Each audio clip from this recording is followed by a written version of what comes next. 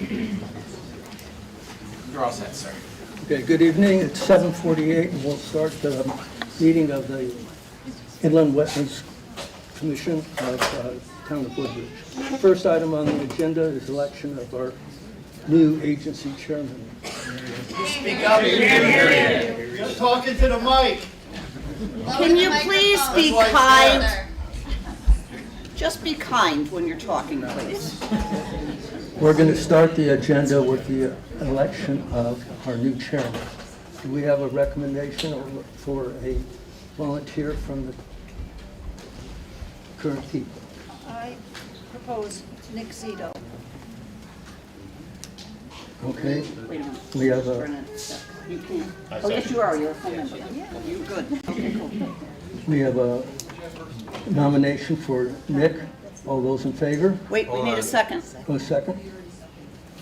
Do we have a second? I'll second it. David second. All those in favor? Aye. Opposed? None. Nick, it's your show.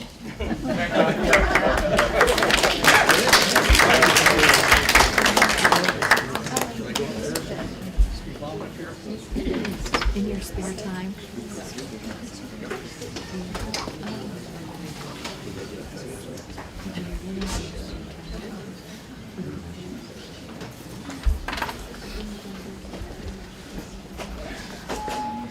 Good evening, and I apologize, this is my my first running of a meeting, so I may be a little out of order. But in the interest of Mr. Raffone, does anybody have a motion to move that to the top of the agenda before we begin the public hearing? So moved. Second. All in favor? All right. So, Mr. Raffone, if you'd like to come up, or are we just voting on this? No, there, we've got. Okay. Good evening. So, We have Alan Shepard, our engineer, is going to take some questions. Hello, for the record, it's Alan Shepard, professional engineer. Office is at 415 Howe Avenue, Shelton, Connecticut.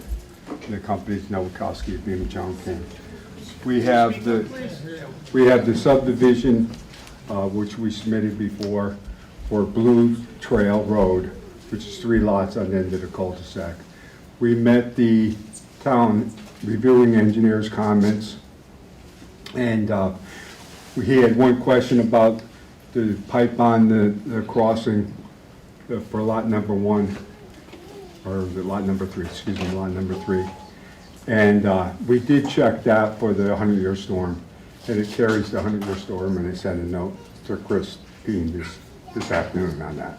So that's why we picked the 30-inch pipe for that. so the only thing you were doing was waiting for the revised plans that showed the removal of the detention basin on lot 2. And then we had that one question from Jim, so those all having been satisfied, if it's your pleasure, you could act on approving that 3-lot subdivision. Anybody want to make a motion? Does anybody want to make a motion? I move to approve the application. All in favor? Excuse me, I'm sorry to interrupt. It's very hard to hear anybody. Is it possible you could speak Can't up? hear Because anything. if I, at 36, can't hear the people in the room, unfortunately, I'm sure that other people can't hear what's going on, and I know this is very important to everyone. So I really, really am just begging that we speak into the microphone and you project your voices because we just can't hear you. And we honestly care very much. So we've had, this item that was moved up is something from old business. Rather than having to wait through the entire meeting to attend to this, we're trying to get that one item done. It's a 3-lot subdivision on 20 Blue Trail Drive. They reviewed the plans, they site walked it. The plans were revised to remove a detention basin on lot 2 and to answer a question regarding a pipe that goes to the driveway under lot 3. All that's been tended to. Gene Weber moved and Jack Herrick seconded, and so now the 5 full members who are here are going to vote. Thank you. Thank you. Thank you. All in favor? Unanimous? Thank you very much for everything. Thank you, appreciate it.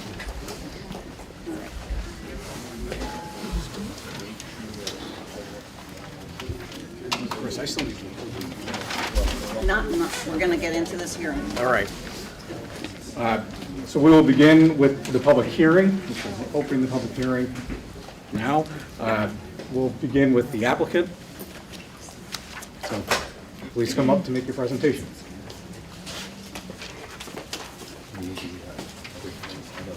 Yes, thank you.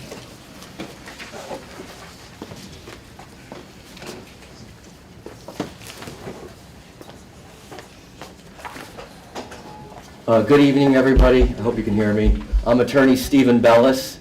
I'm with the Pellegrino Law Firm. I've been practicing 40 years in New Haven at the Pellegrino Law Firm, and I think this month must be my wetlands month. My third one, Trumbull, Easton, and now Woodbridge. Glad to see you all here, and congratulations, Commissioner. And I'll be brief. What we have here is I represent the owner and the applicant now that he purchased the property. We filed an amendment from the original application to change the owner to Darius, and then we moved the level spreader away from the wetlands. So Derek lives at 27 Beecher Road. It's that white house, has a red barn on the property, and there's some farming land behind him. Prior to this application, Derek may have come before your board. He received approval for some farming activities. There's approximately 6 acres of property, and in the rear are those high-powered power lines. There's very little wetlands. I should say there's some wetlands at 52 Rimmon Road with very little touching my client's property, but it does touch it. There are also some more wetlands on the very rear of the property. Derek plans to demolish the existing structures that are close to Beecher Road and construct an apartment building. He is not seeking a permit to do any activity in the wetlands. He is not even planning construction in the 100-foot upland review area. So why am I here? The reason I'm here is that in order to file a site plan with the zoning commission, I have to file an application with the Wetlands Commission. Now, the commission may find that there's no jurisdiction, and they can write a letter to zoning and advise them of that, or they can find that there's no permit needed because there's no activity in a regulated area that's likely to cause an adverse impact to those wetlands. So I am here to demonstrate that Derek plans to take precautions to ensure that there's not going to be any adverse impact on those wetlands. And how do we go about doing that? As you well know, we provide the commissions with expert reports, site plans, and so forth. So I'm going to go through a couple of those now. The first thing I did was I gave the commission our position statement concerning jurisdiction, because this is a little unusual. Most times, an applicant is doing something either in the wetlands and needs a permit, or you're reviewing it because it's in the upland review area. But in this case, it's none of those. We're outside the upland review area, and we're not doing anything in the wetlands. So I wanted to give you a little bit of law on that, and basically the law boils down to the fact that you don't need a permit unless there's going to be an adverse impact on the wetlands. We did a survey map where we flagged the wetlands. I have the soil scientist here tonight, and she'll go over her findings. We did a proposed site plan, a grading plan, a drainage plan, utility plans, erosion and control plans, a landscape plan, and a lot of detail sheets. This commission had the plans reviewed. They were peer reviewed is what I call them. And we responded to all the questions that were raised by Martin Brogy and the Criscolo Engineering. So you should have all those responses. We've also changed our plans accordingly where we agreed with the peer reviewers, where they wanted a note made on a plan or something like that. So we've done all that. We've also submitted a report from Alexandra Mock. She's a soil scientist and certified in soil erosion and hydrology. And she concluded in her report that there would not be any adverse impacts to the wetlands. So you have that report in evidence. In fact, everything I've seen, and there's been no expert that has stated that there would be an adverse impact to the wetlands.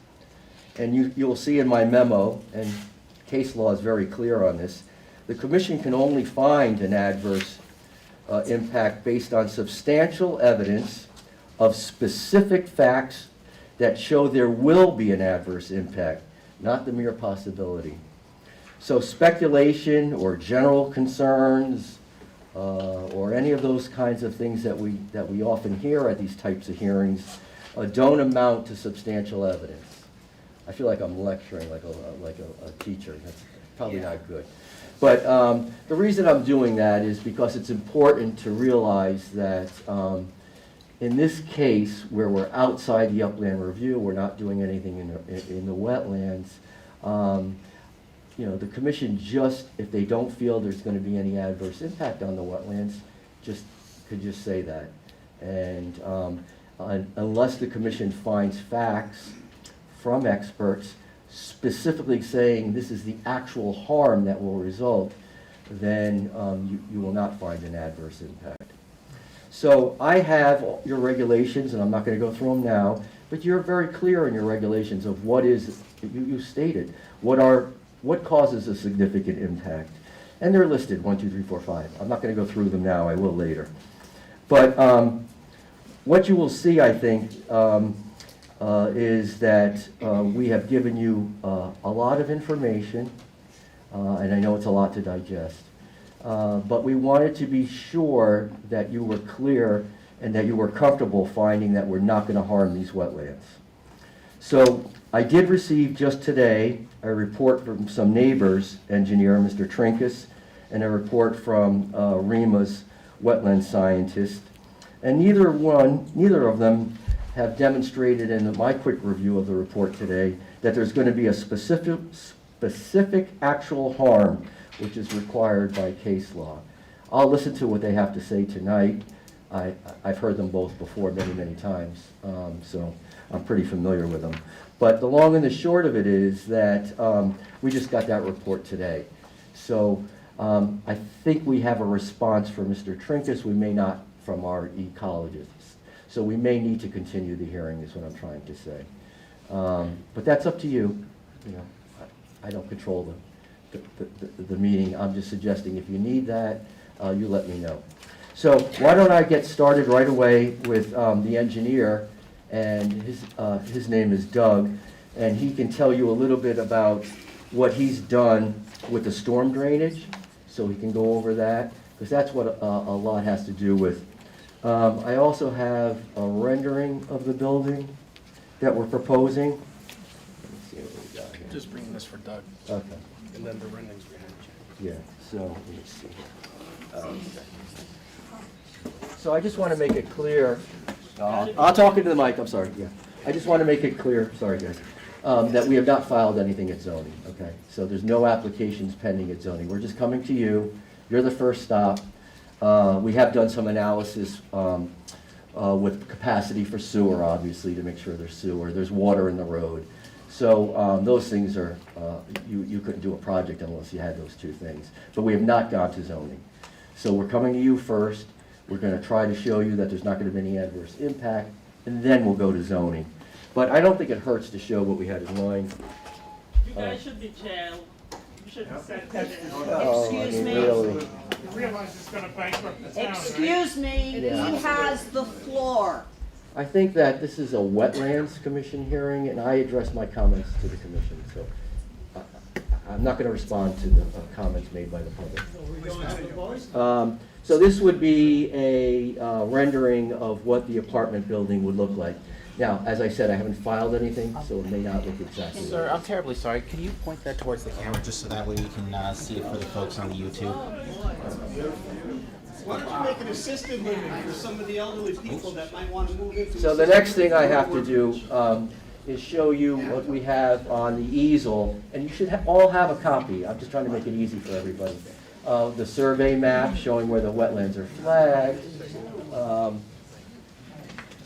and then the various pages that will show you where the building is proposed to be located, where the storm drainage system is and how that works, and he's just going to walk you through those plans.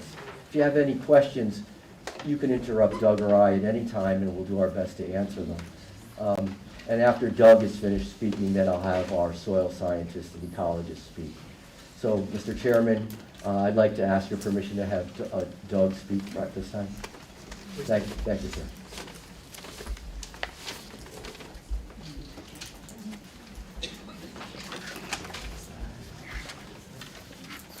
Good evening. Hope you can hear me. For the record, my name is Douglas Rich.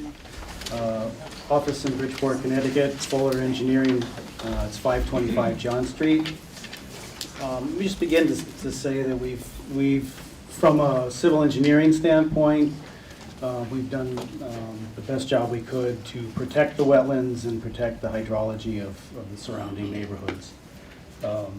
What you see on the plan first is the survey that we generated, and I apologize up front here. When we generated the survey, north was going this way, the subsequent plans are going that way, so it might be kind of confusing. Can you once again just point that more towards the camera so that the folks on the live stream can also see that? Can you lift it up a bit? I can't see. It's obstructed by the mic. You want to back this up a little bit? Or? No, that won't be necessary. Move it over here so we can focus on it. Does this come off and I can talk to this? Thank you so much. Sorry to be such a pain about that. You're not okay. So the first page I'll have should be the survey. Yeah, the surveys, this is the survey here, north is to the right of the page. Along Rimmon Road here, there's an easement for transmission for CLMP. You can see in this area here, the majority of the wetlands are to the south of the property, also continuing on to the neighboring property to the north. Are you calling me where is the wetland? I'm sorry? Where is the wetland on the map? I'll talk to the wetlands throughout the whole set because they're on every sheet. This is an overview to show how the Second page of your package. the project relates to the overall property. It's a larger scale. You can see everything is towards Beecher Road. All the wetlands are in towards the rear of the property.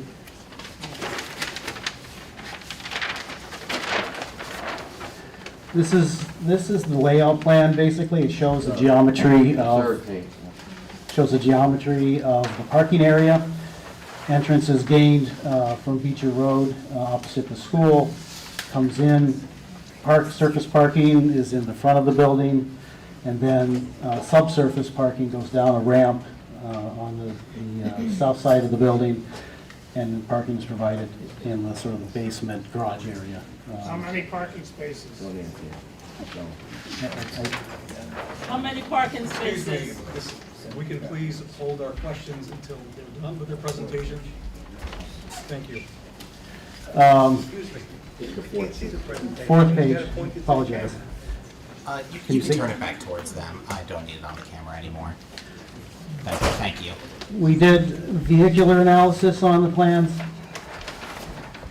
On the project, we did vehicular movements for a fire engine, school bus, and a standard, Amazon truck. We show that we have clear and safe movements within the area for emergency purposes. There's some questions about exiting movements. We'll take care of that. This line here, this orange line, shows the upland review area. Theirs may not be orange. What'd I say? Yeah, no, you're right, but they're not, I don't think all the plans are marked with a highlighter. Yeah, this is gonna be the primary focus of my discussion after I go through everything else. So let them find it. Sheet C 3.1, yes, that's correct. So you're referring to a line that is, on this drawing, in orange. I don't know if you can Do you all find the, you can find it, okay. So the wetlands are back behind there, primarily off-site, and our 100-foot upland review area comes onto our site. All of our development and grading was designed to respect this upland review area line. We have, I'll get into it in a little bit, but I'll talk about the drainage system and how that protects the wetlands. Let's just quickly move on to the next. So the proposed building and the level spreader, that's all outside the Everything. limit of disturbance. This is our utility plan. It shows how we're connecting to the utilities in Beecher Road. Greater New Haven, WPCA has been contacted. We've did testing on manholes to verify the capacity of the storm sewer, and it's been reviewed by them. We've made revisions as per their requirements. Now, this is the sedimentation and erosion control plan. What we're doing is basically isolating the back half of the property through two primary measures. The first measure is a standard double silt fence in the back, just in case anything goes beyond that. But more primarily, we're capturing the water into a series of detention ponds or sediment traps. And we create these temporary swales with check dams along the way to filter out the water before it gets to the sediment traps. These have been sized accordingly to the amount of square footage that we're trying to protect. And so we're very confident that any sediment disturbance in this area does not reach the inland wetlands or the upland review area. That was C41.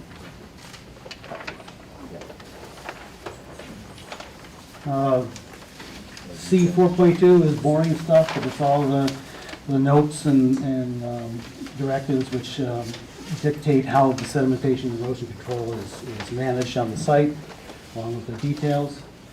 Planting plan, standard in our set. C51. C5.1 shows that, along the edge and up into the disturbed areas, which is the upland review area, will be seeded with conservation mix, New England conservation mix. It's meant to be non-maintained, non-mowed, and left to its devices once it's been planted. Yeah, it's just standard plantings and things like that in the front. Not really affecting for wetlands. Detail sheets, we've added a number of details and some housekeeping things that were brought up in previous reviews. But we've got coarse particle separators, which are for separating the particles and floatables before it gets to the infiltration system. We've got oil separators within the garage area, which are capture any oils and things like that may drip off of vehicles. That system does not go into the wetland. That gets transmitted to the storm sewer system. It's required by law. So we have a separator here, separates the oils that may find their way into the drains in the building, under subsurface parking area, gets captured in the separator, floats, the clean water gets pumped out and pumped into the system outside. This gets pumped out periodically, depending on when the level gets to a point where it's necessary to clean it out, kind of like a septic tank. Standard details, not applicable to inland wetlands, just standard construction details. Sorry about that, sir. The mic's very insensitive. Let me just, if I may, would the commission like to hear our responses to No, maybe the drainage report. They can read that. We've made a number of changes to the plans in response to the first two comments that we received, and those are incorporated on here. However, the last comments that we got from Trinkus were not on the plans, but you may, we turn in a response to that, and, They have it right. yeah. Can you summarize the changes? Let's- I'm sorry? Can you Summarize the changes? You don't read it. and take us through specific areas on the plan? Okay. Well, I did.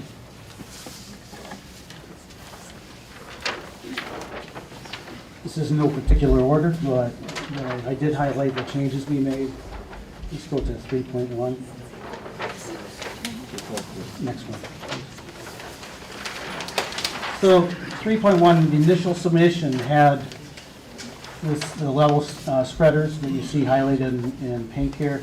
They used to be in this area over here. And there was some overlap, slight overlap with the upland review area. So as a recommendation of the commission, I think at the first time we moved it over here completely inside the upland review area, outside of the upland review area. So the overflow now is piped to a manhole here, goes to that point, goes from our point, and into the thing. It's a substantially longer run, more expensive, but it's completely outside of the upland review area. There was a question was asked about changing the drainage report and as a result of this, and the answer is there's no need to change the report. This does not affect the drainage capacity and the drainage design in any way. So it's just a functional, relocation of the level spreaders.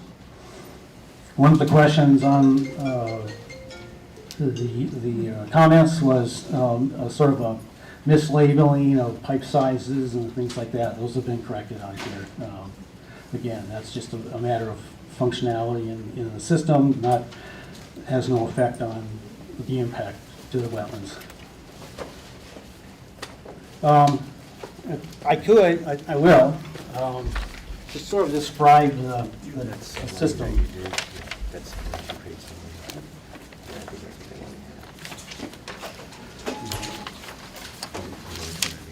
Yeah.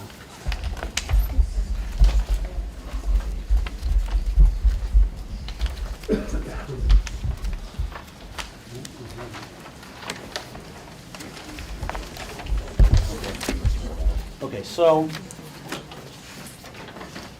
in terms of protecting the wetlands, our drainage system is a standard time-true solution to most drainage solutions.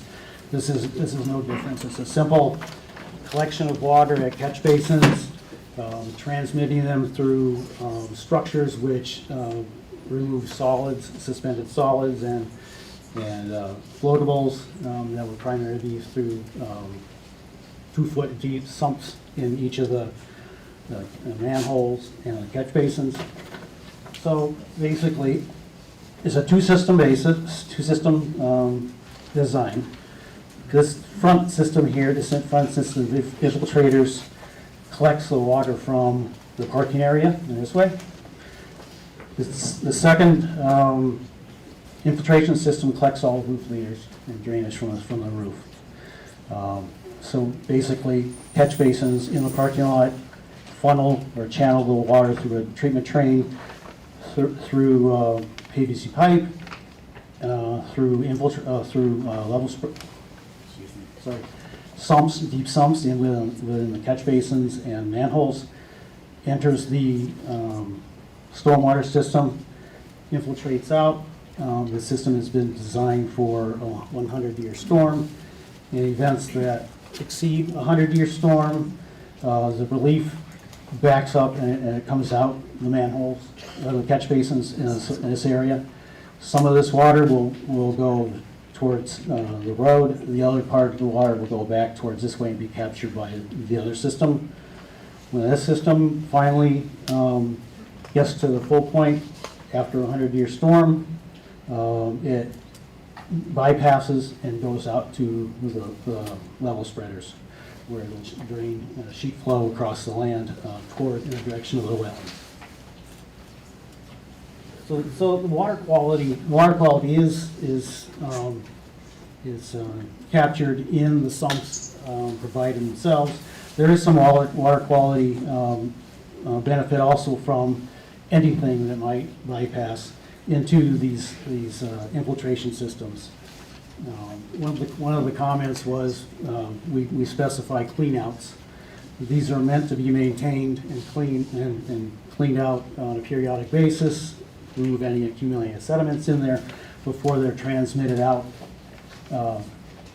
in any way towards this. By the time water gets to the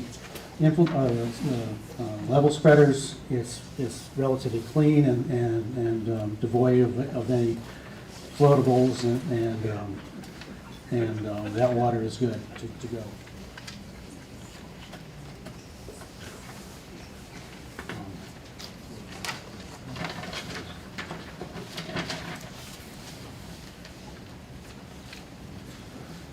So basically, the design was we do a pre-analysis of the site in terms of water that gets transmitted from the high to low areas. And this design reduces the water that's being transmitted.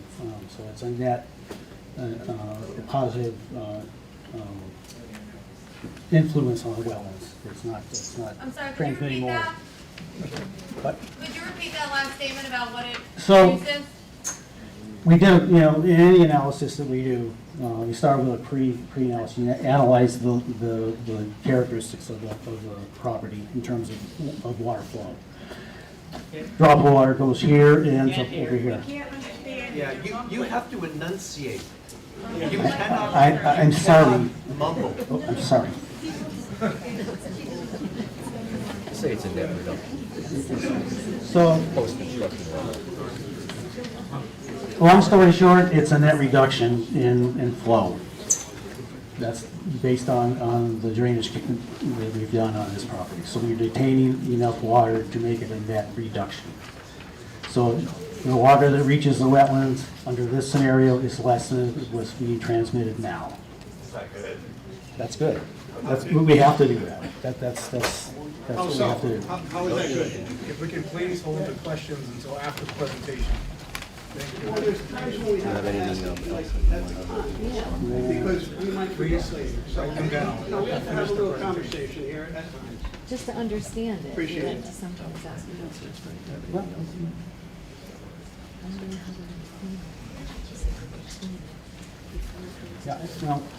Yeah, well,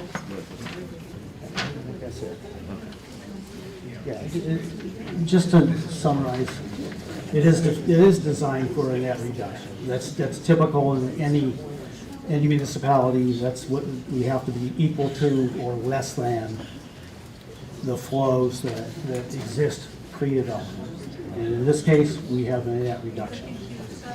Still can't hear. I'm sure we, Here. what can I say? You can't I'm understand in if it. you can't hear. Okay. And then we have to give them a storm.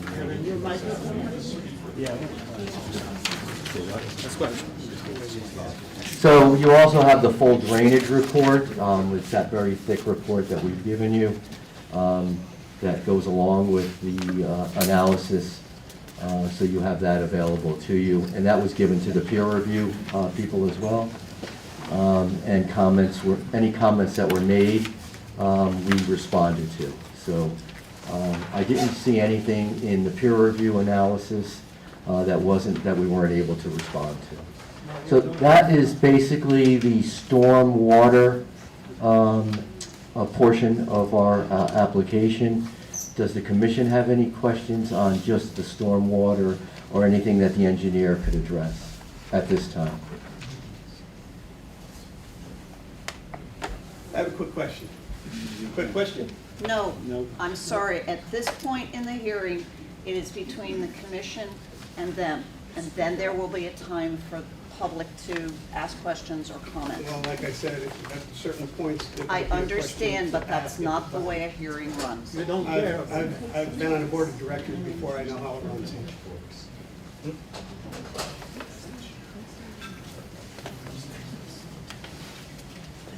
Does anybody else on the commission have any questions?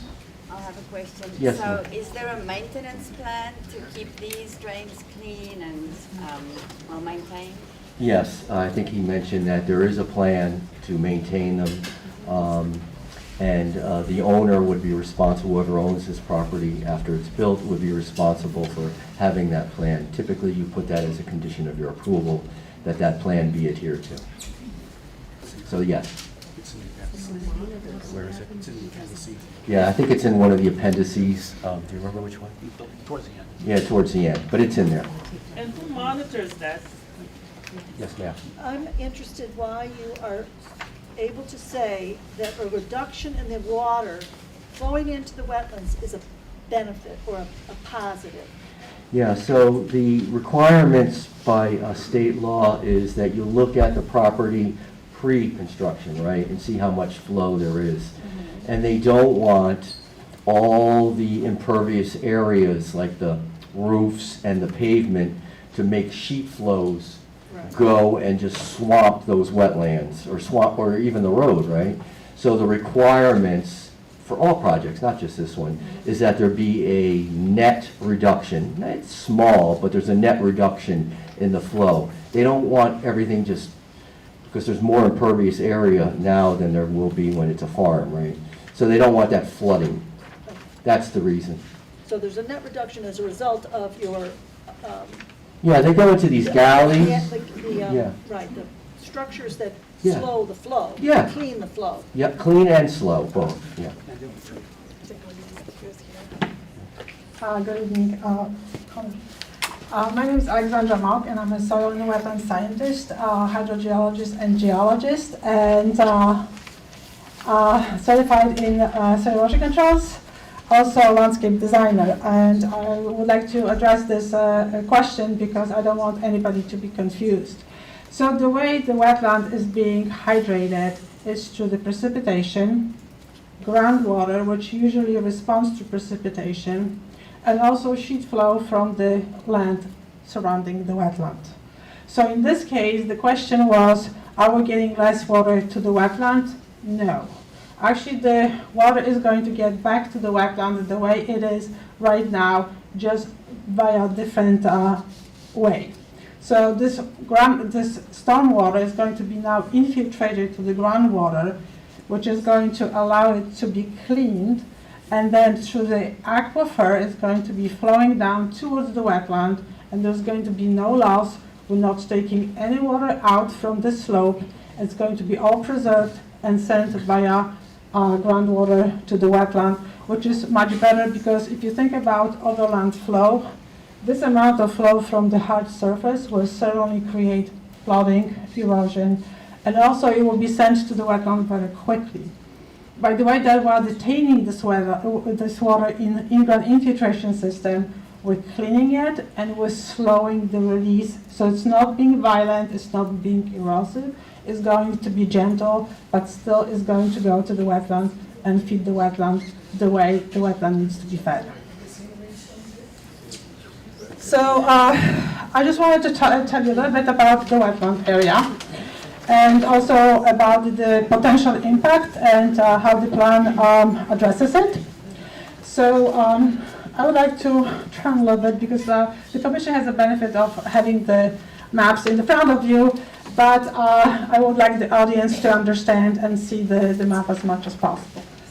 So this is our survey, and this actually shows where the wetlands are. So this is our property line here, as you can see. Maybe I'll just use a... So this is our property line. There's a little access here from the Raymond Road, access which never been used. I would say this is a paper access. So this is a wooded area, and there's a brook which is crossing it. The brook comes from the culvert, street culvert, enters the site, crosses the axis, and then flows off the site. Then we have another wetland system, which is being fed by spring. There are actually many springs along the way, which feeds the wetland, coming mostly from where we have directions, from the west And one of them is this one, which is a very large spring, and then another small one is over here. So this is our property over here with the little kind of fishtail, I would say, goes this way. And you can see the existing house, existing driveway, barns, and then the area slopes. And as you can remember, if you ever seen this property, this is all maintained as a lawn. And then we have the stone wall, which is the property line.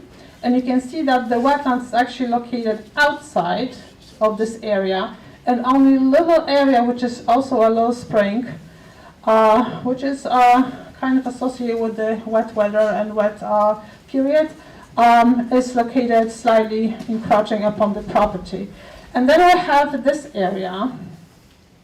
And this area is very important because this is actually the Connecticut Light and Power, and we have the power lines here.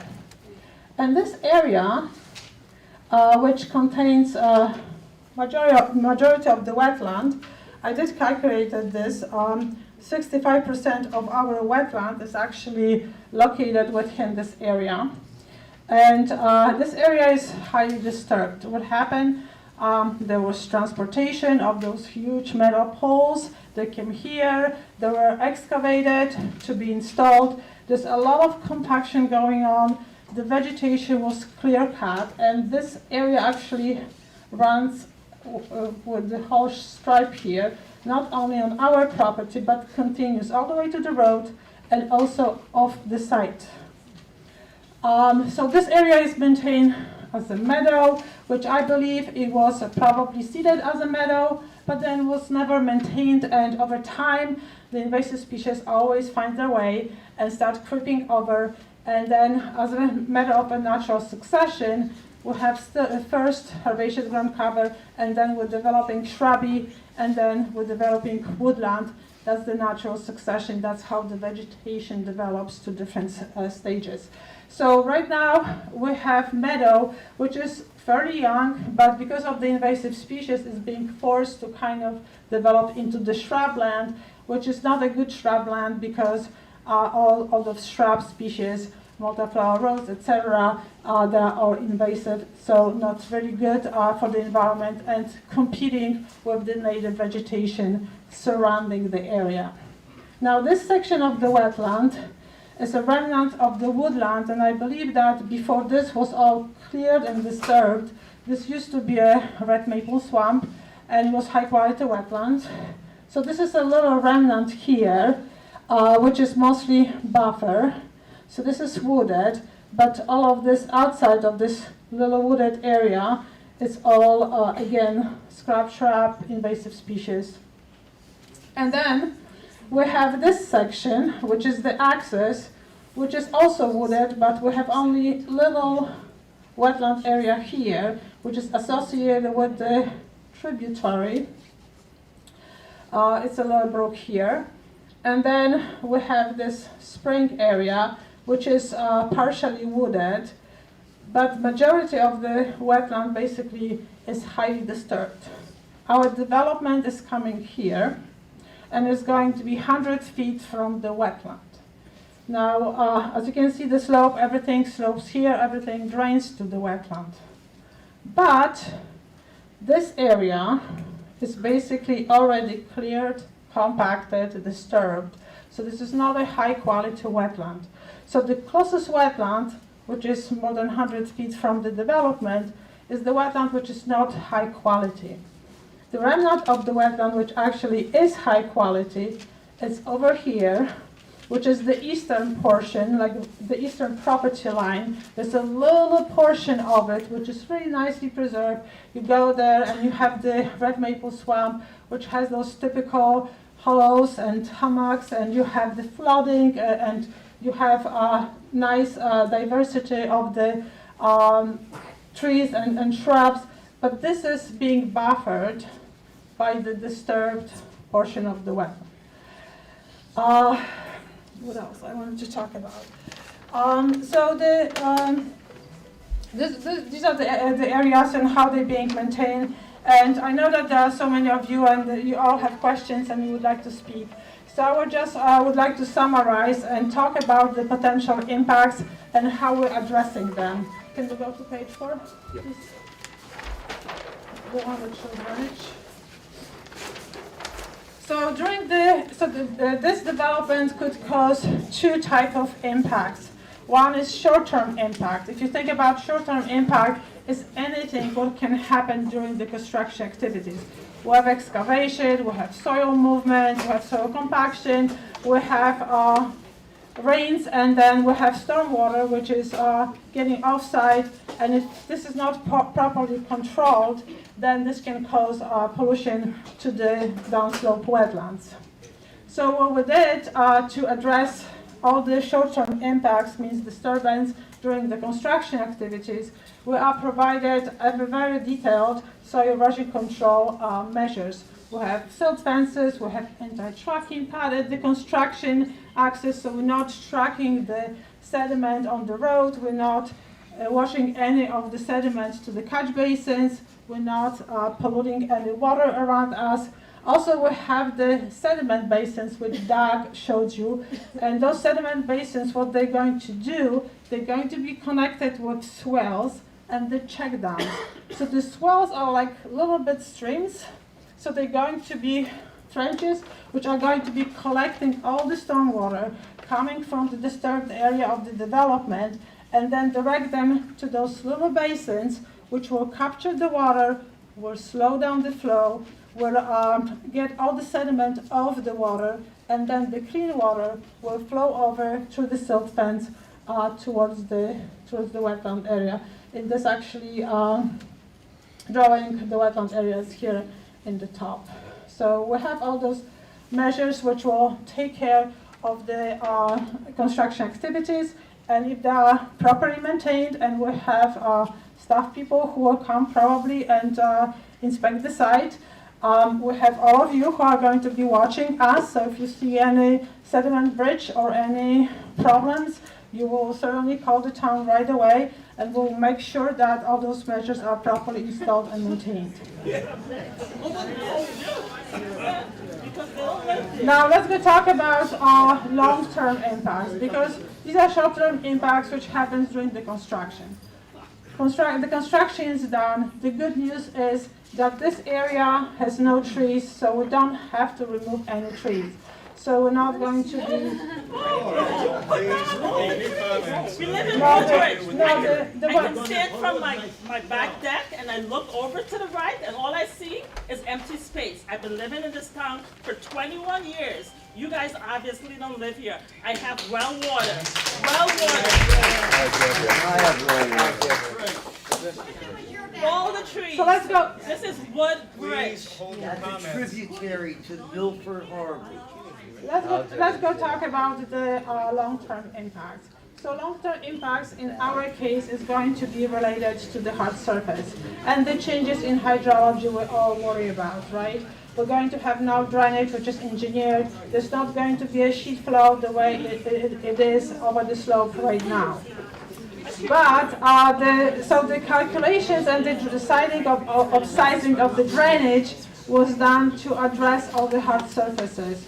So as Doug said, we're going to be collecting all the water from the driveways, from the asphalt, from the roofs.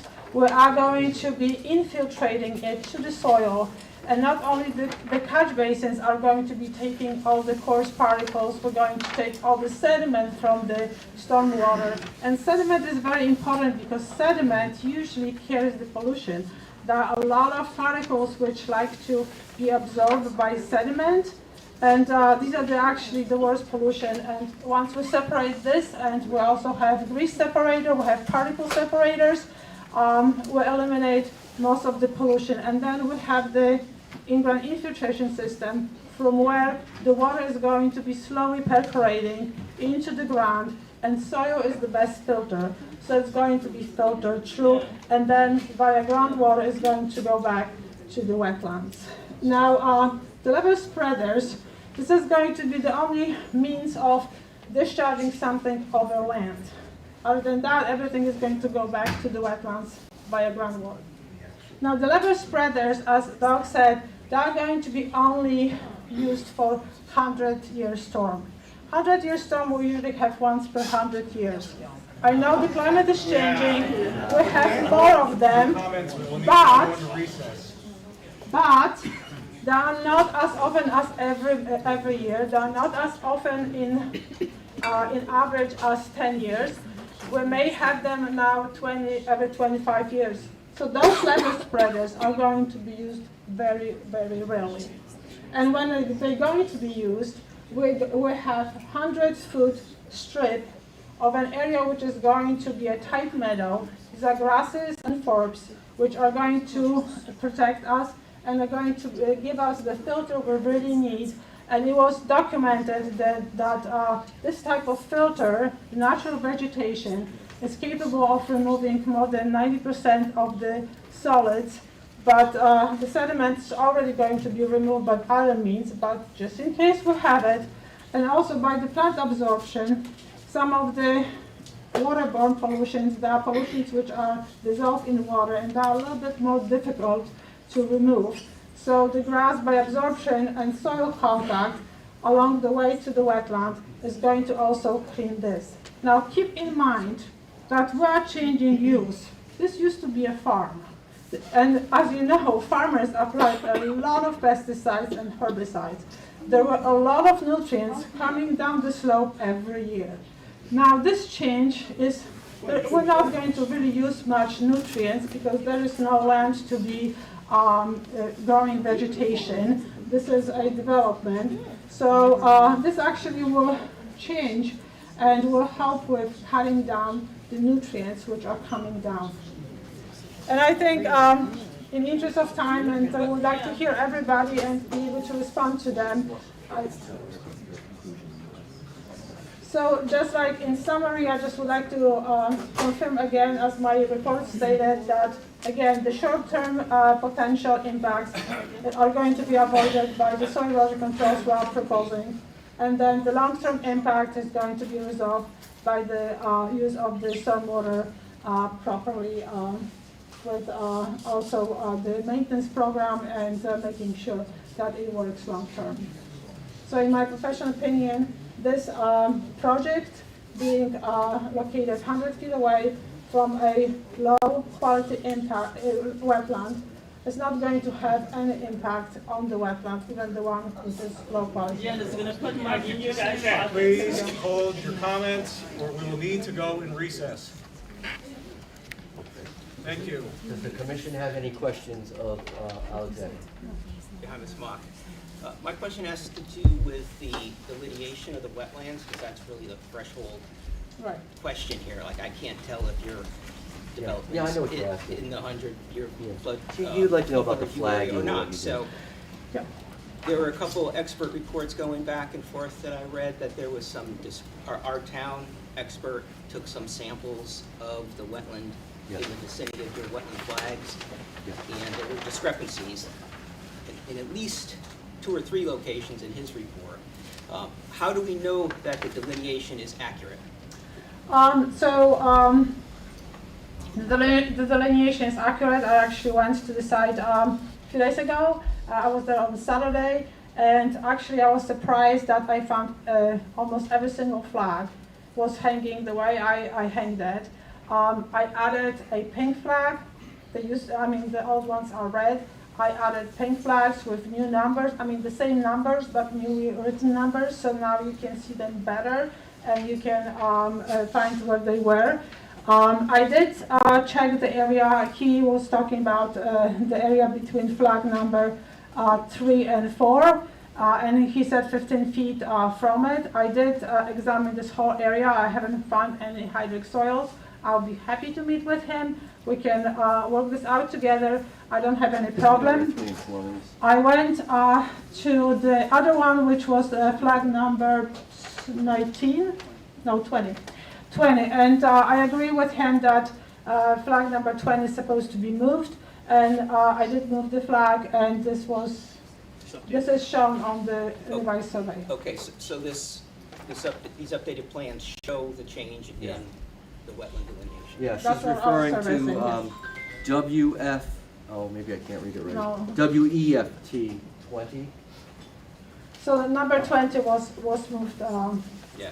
2 feet one way and then 17 that way. How many feet was it off? 2 feet. And then 17 up. 17 feet? But the 17 was actually vertical, so this is kind of triangle, so it's not that much off. It just went a little bit up. The way it's on your plans now is the new way. So nothing really significant. Did not affect the But again, you know, I would like to discuss this with him. I would like to meet with him. Unfortunately, the weather just turned bad, and I was happy that I was there on Saturday because that's when the snowflakes started going down, but the ground was not frozen, so I was able to Ms. finish Mock, it. did that change the upland review area? No, this did not affect the measurements. Good question. Thank you. Any other questions for Ms. Mock?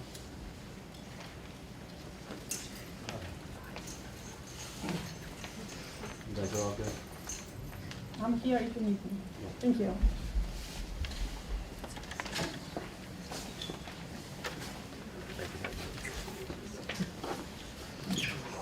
So I think at this time would be appropriate for me to take a little break, and not a rest, I meant a break in my presentation. And if you wanted to open it up to the public for their comments, that would be fine, as long as you give me an opportunity to do rebuttal. I think I have a question. Yeah, go ahead. I'm not sure what map though. Okay.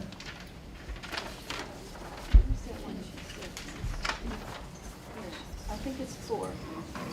C 4-4.1. Okay.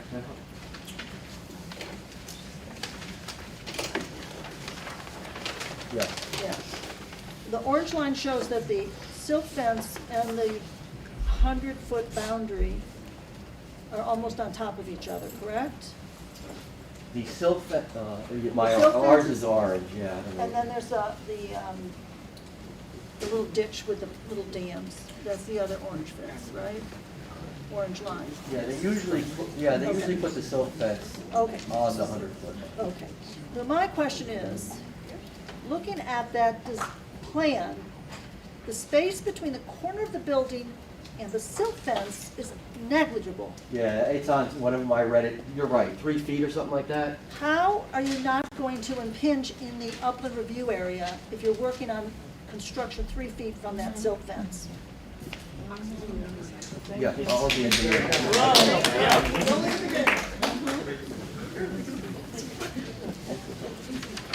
Which one do you need? Basically,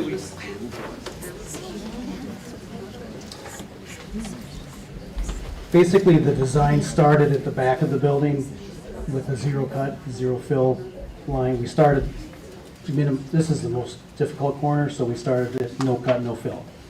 Can you explain exactly what that means? That means we're basically at grade, At grade. at the existing grade that is now, Okay. based on the topography that we have.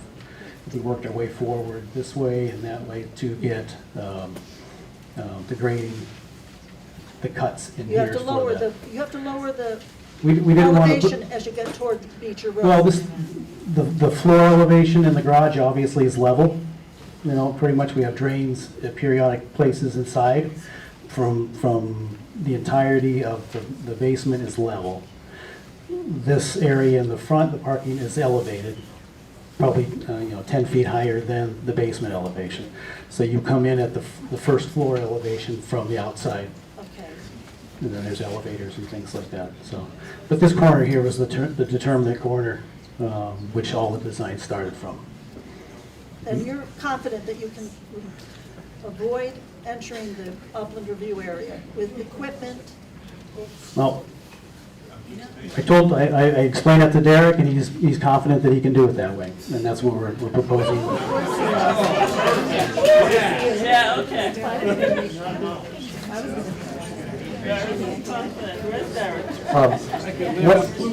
No, I understand your question 100%. I just wanted to make clear, a lot of times there's some confusion, and I'm not saying you're confused. I understand. Yeah. Things do happen within the 100-foot review area. Construction, changes of elevation. That could, different yes, things and that's happen. that's But allowed, their yeah. Materials have stated that there would be no Right. disturbance within that area, and it just seems very tricky. Yeah, I get your point, but I think I think what he's saying is, since if we had to do some digging or you had to change the elevation in that corner, I would agree with you couldn't do it. But since it's on grade, I think it can be done. One more thing, is one of the, Please hold the comments. one of the comments and the comments that we received was that this upland review line, i.e. silt fence, became the construction limit line. And that line will be located by survey and marked in the field by survey, so that once that silt fence is in there, that's your no-go zone. I call it a no disturb. Any other questions from the commission? You guys understand? You're good with everything? Okay.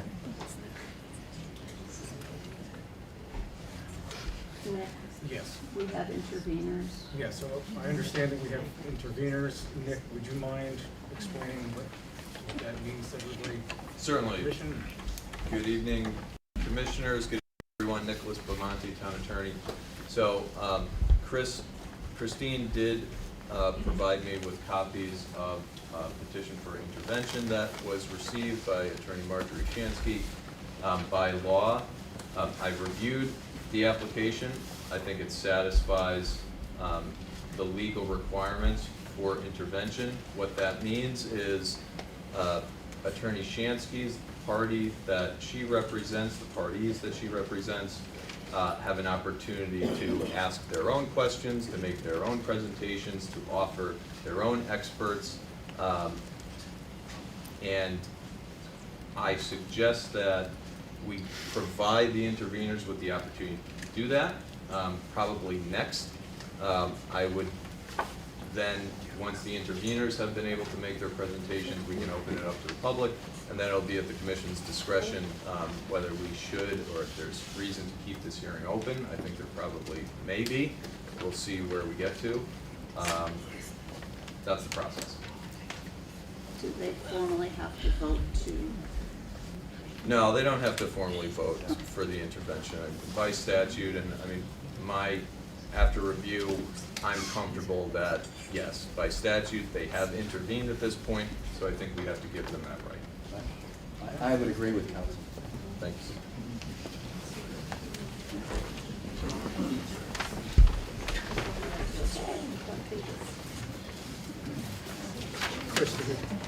Morning. This is Attorney Marjorie Shansky. Good evening, Mr. Chairman. Can you hear me? Yes. Yes, thank you. Good evening, Mr. Chairman and members of the agency. I'm Attorney Marjorie Shansky, and I am here representing a group of neighbors who have an interest in this application, including the interveners whose petitions have been accepted. And counsel, thank you very much. We've never met, but we've spoken so many times. Nice to meet you. Nice to meet you. I would like to spend a few moments talking about jurisdiction. I'm here this evening with the interveners, with Paul Harrigan, with Steve Trinkus from Trinkus Engineering. He's a professional engineer. George Logan, who's a professional wetland scientist and soil scientist, and there's another set of initials after his name, which I'm not sure what they stand for. And they will be speaking to the agency. But I wanted to spend a few moments talking about jurisdiction.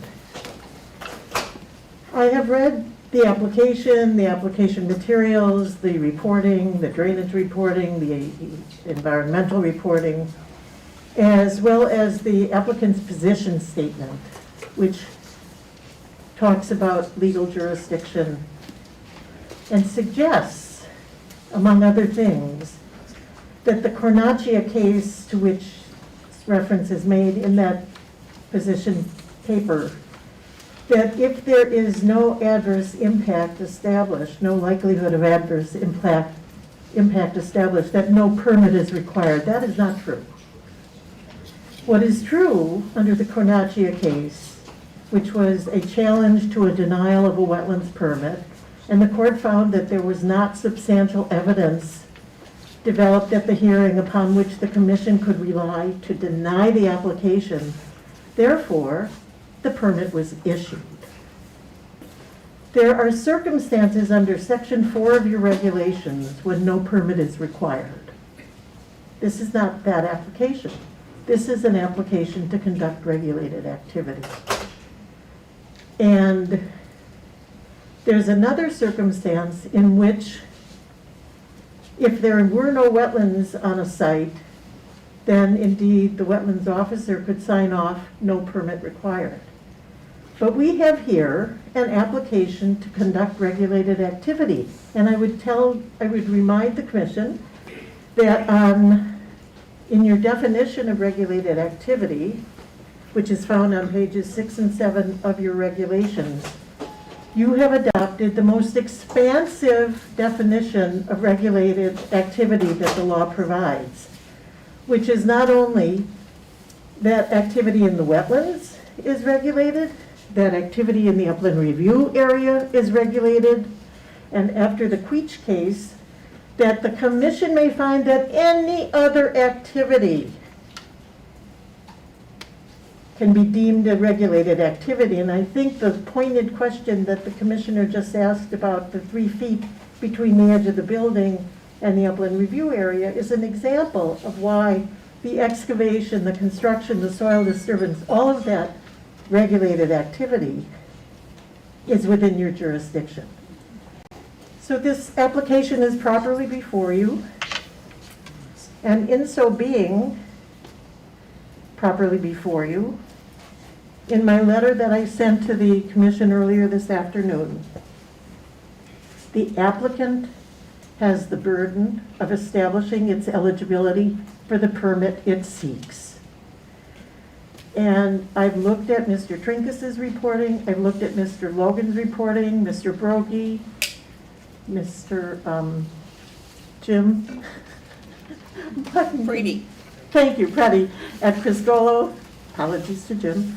And I think that there is good cause for this agency to be concerned about the state of the application in terms of its completeness. I think the delineation question may not be a settled one as yet. And that at this juncture, it behooves us to continue with these proceedings to explore what is being requested and what may be missing and what the agency will subsequently do. Your regulations provided section 11.2 that an application deemed incomplete by the agency shall be withdrawn by the applicant or denied by the agency. Your regulations are explicit on that point. So let's take our time. Let's cultivate the facts as you will ultimately find them. And I believe with that, let me just check my notes one more time quickly.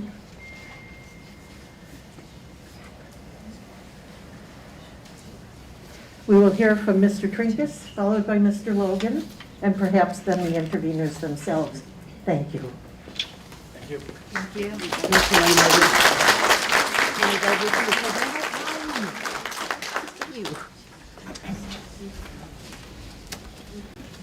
Good evening. Steve Trinkus for the record. I'm a licensed professional engineer from Southbury.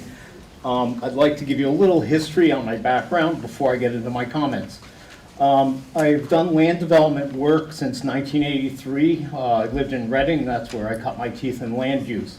I became a licensed PE in 1988, and the focus of my practice since then has been in the land development field. Through the mid-90s and early 2000s, I attended many different workshops on what has ultimately become low-impact development, which has become my expertise, which is a focus on stormwater, particularly runoff volumes, and water quality. Only in about the past 4 or 5 years have I been doing more reviews, either for neighbor groups or for municipalities reviewing applications. My primary practice, as I said, is development work. Since July of this year, right after the 4th, I became the assistant town engineer for the town of Stonington, out next to Rhode Island. My primary job in Stonington is reviewing all land use applications that come in front of wetlands or planning and zoning that are sent down to us. prior to July, for about another 6 months, I was doing the reviews as a consultant. And what I look at when I review applications is, does the design work? Does it protect the environment? I don't say, don't build this project, or the commission should deny it. You'll never see that language in a letter. I simply point out what works and what doesn't work. In this particular case, the focus is really on water quality.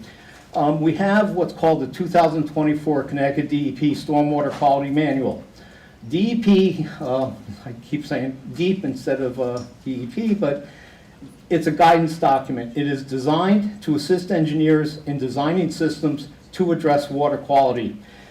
In probably the past 15 years, any plans I have reviewed, it's an honest assessment. Many professional engineers do not really understand how to address water quality of post-development conditions. We've never had to do it. The earlier version of the DEP manual came out in '04. It was the DEP's attempt to get engineers to begin to focus on water quality instead of peak rate control. We haven't gotten, quite honestly, very far down that path, but it is a big problem because what we have found nationally and even internationally is runoff from post-development conditions. The roofs, the pavement, parking lots, etc., generate a significant pollutant load that has been discharged to wetlands, water courses, all kinds of places. Many of these pollutants can cause environmental impacts. In the back of my report, I give you a description of each of the common non-point source pollutants and their potential adverse impacts on the environment. The primary ones are total suspended solids. This is very fine sediments that stay in water. If you think of coffee with cream, that's kind of what it looks like. We have nutrients, nitrogen and phosphorus, which can come from fertilizing of lawns. It also comes from atmospheric deposition. Right now outside, nitrogen and phosphorus is falling. We can't see it, but 40% of our nutrient loads come via atmospheric deposition. It lands on impervious surfaces. When it rains, it washes off. We also have metals and hydrocarbons. Those are, I hate to say it, our vehicle society. When we have parking lots, driving in and out, your brakes are the primary source of zinc along with your exhaust. And you get, rubber particles coming off your tires, and tires have zinc in them. And, hydrocarbons are the occasional little drop of oil out of your car. All cars do leak some degree of oil. But again, when you have large impervious areas, this stuff concentrates, and if you don't get rainfall events, frequently, it builds up, and when it does rain, it washes off. The water quality volume, which DEP uses, is 1.3 inches of rain, which generates 1 inch of runoff. This is what's also known as the first flush of runoff. This is the dirtiest runoff from a site. Beyond that 1.3 inches of rain, the runoff beyond that is really relatively clean because the pavement's already been cleaned off by it. The stormwater management system here consists of standard catch basins with a 2-foot sump. The particle separators cited by the applicant are basically smaller versions than a standard catch basin. They're a 2-foot sump, they're 2x2 structures. They have a hooded outlet on it, but they act pretty much like a catch basin does. They do not provide a high degree of treatment. The infiltration galleries here, there's a whole section in the DEP manual requiring soil testing to be done. Soil testing has to be done 3 feet to a depth of 3 feet below the bottom of the system. The first system here, the test pit is not deep enough. The system is only about 3/4 of a foot below the test pit, so they've got to have a deeper test pit. The one over here, which the elevations have changed from the original proposal, which I cite in my letter, is 7 foot below grade. The test pit calls out modeling, which is indication of seasonal groundwater, 87 inches, so that's like 3 inches beyond 7 foot. The DEP manual requires a 36-inch vertical separation to groundwater, so that system is not in compliance with the DEP manual, neither is the front one. Furthermore, the applicant did percolation tests. Percolation tests are expressly prohibited by the 24 manual. You must do double ring infiltration tests, borehole infiltration tests, but those tests must also be done at or below the bottom of the system, because that is the soil layer where the water is going to move into. Doing tests above that tells you absolutely nothing, because that's not where the water's at. The water's going to be at the bottom. So we don't have adequate soil testing here to know that these systems work, as far as that goes. The commissioner asked about the silt fence relative to the building. Here's another food for thought. How are you going to get the stone and the excavator to your level spreaders when the building is literally right up to your 100-foot upland review? You are going to go beyond the 100-foot review. That's the reality. You cannot build a building of this magnitude and a silt fence 3 feet away from it. You have no room for the construction equipment to go around it. There will be activities in the upland review. That's the reality of construction. I've worked on many condo projects. I've done many 8-30G projects for clients. I have done them in Bethel, Fairfield, Milford, and Stamford. So I'm well aware of the 8-30G, but I'm also very aware of the constructability of projects. You have to have working room for the contractor to get around. So one of the things I did, and I do this in other reports, is I do the pollutant loading analysis. This is an analysis that the applicant should have provided because the burden in land use is on the applicant to prove that their design works. And that's proving your stormwater system will work as intended, and in this case, prove that your system is going to meet the DEP requirements. Now, DEP in the 24 manual wants us to reduce the pollutant loads of TSS, or total suspended solids, by 90%, phosphorus by 60%, and nitrogen by 40%. What you'll see on page 4 of my report is a pollutant loading analysis. It uses what's known as Schuler's equation. This was Tom Schuler, who was at first the Center for Watershed Protection and then Chesapeake Bay Network. He was one of the early practitioners of addressing water quality in the early days of LID. And then you go through an analysis. There are pollutant concentrations for land use, which is actually the next page. And the following page has the removal efficiencies. Again, all published data that's readily available to how the pollutant loads are reduced. And basically, you have a standard catch basin, and then I actually gave the applicant a little bit more credit. I assumed the 2x2 sump system would be equal to a 48-inch deep sump, which is being generous. But the bottom line is, after those systems, and you can't include the gallery systems as a practice now because we don't have enough information to know that they're actually going to function as an infiltration basin. The TSS removal is 14%. That's a far cry from 90. There is no reduction in nitrogen or phosphorus. So they're not anywhere close to what DEP wants us to meet.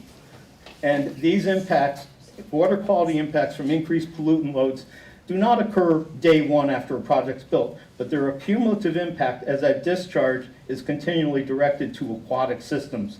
Metals and hydrocarbons can be very toxic to benthic organisms, the little organisms, and I'll leave it up to George, that live in the bottom of stream and wetland systems. They're very sensitive to metals and hydrocarbons. So these impacts, stormwater impacts, are very insidious in that they don't occur day one, but all of a sudden day 10 you realize you have a problem. This shows that they're not in compliance with the water quality standards, which the state of Connecticut wants all of us to meet. Another kind of a side note along that line is Woodbridge is, along with other 168 towns, subject to what's called the MS4 permit. It's administered by DEP. It's a federal stormwater permit, and the whole focus of the permit is to address water quality of existing impervious cover and also new projects. So you should ensure that all new development projects are not worsening the water quality being discharged through wetlands and water courses. The whole idea is to start cleaning up the stormwater and not make it any worse going forward.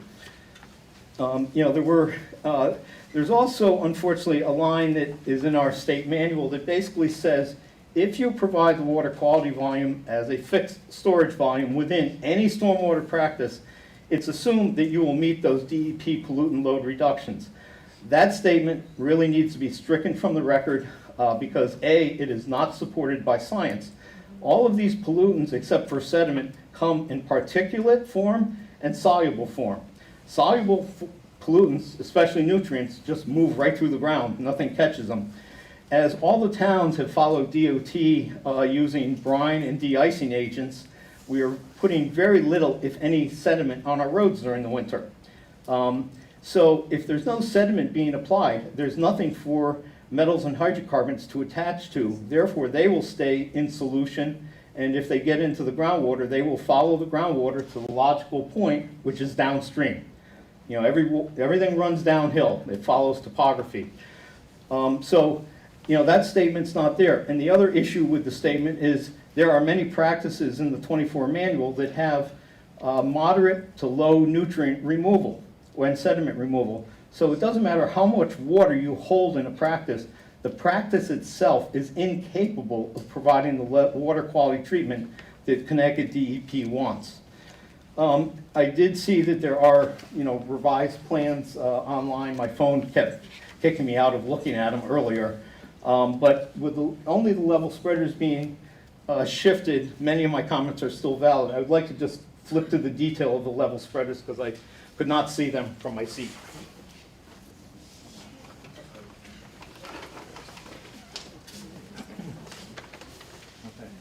So our level spreader detail by the applicant, and this is sheet C6.1, is basically a stone-filled trench.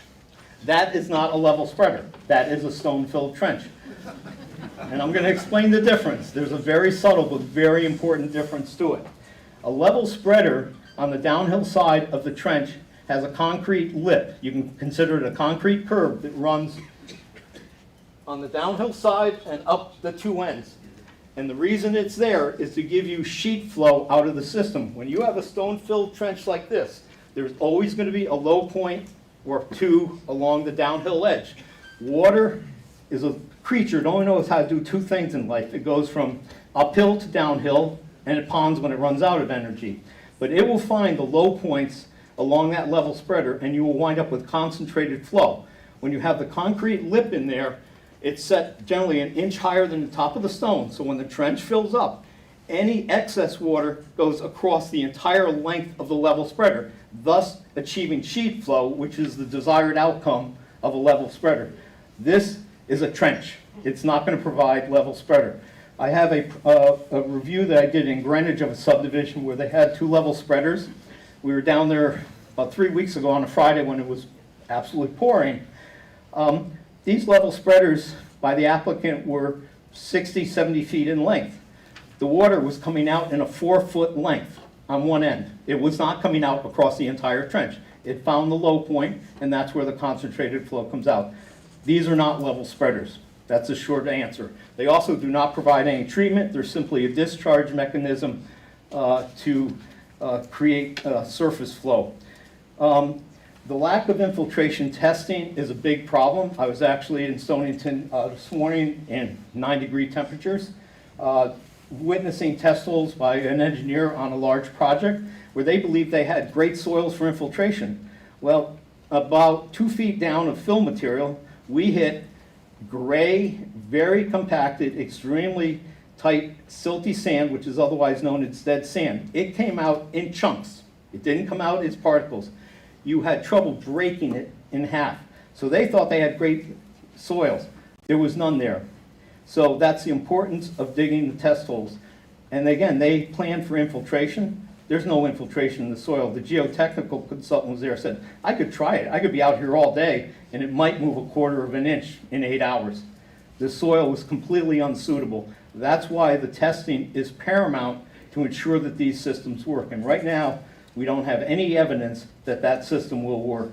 So that's really a summary of my comments. I'm not going to go through all of them, but I'll be happy to answer any questions. Thank you.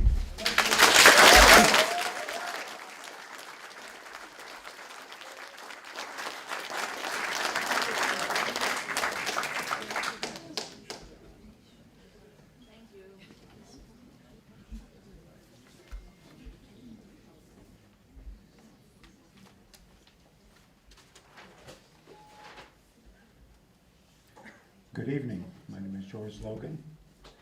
I am with Rima Ecological Services. We're out of Vernon, Connecticut. Just a little bit about myself. Excuse my little faint frog in the back of my throat. I've had it for a month. I don't know what's going on. We'll figure it out. I'm not sick. That's good. So I've been working in this field for approximately 38 years. I hold a master's degree in natural resources science. My concentration is in conservation biology and wildlife, many courses in wetlands. I am a certified professional wetland scientist. I've been for a long time. I'm a registered soil scientist. I'm also a certified senior ecologist through the Ecological Society of America. And again, my background and education is in wetlands and wildlife. So what I've been asked to do is to take a view and look at this application from my point of view. I produced a letter which is dated, I think yesterday, January 26th. I'm smiling to the camera.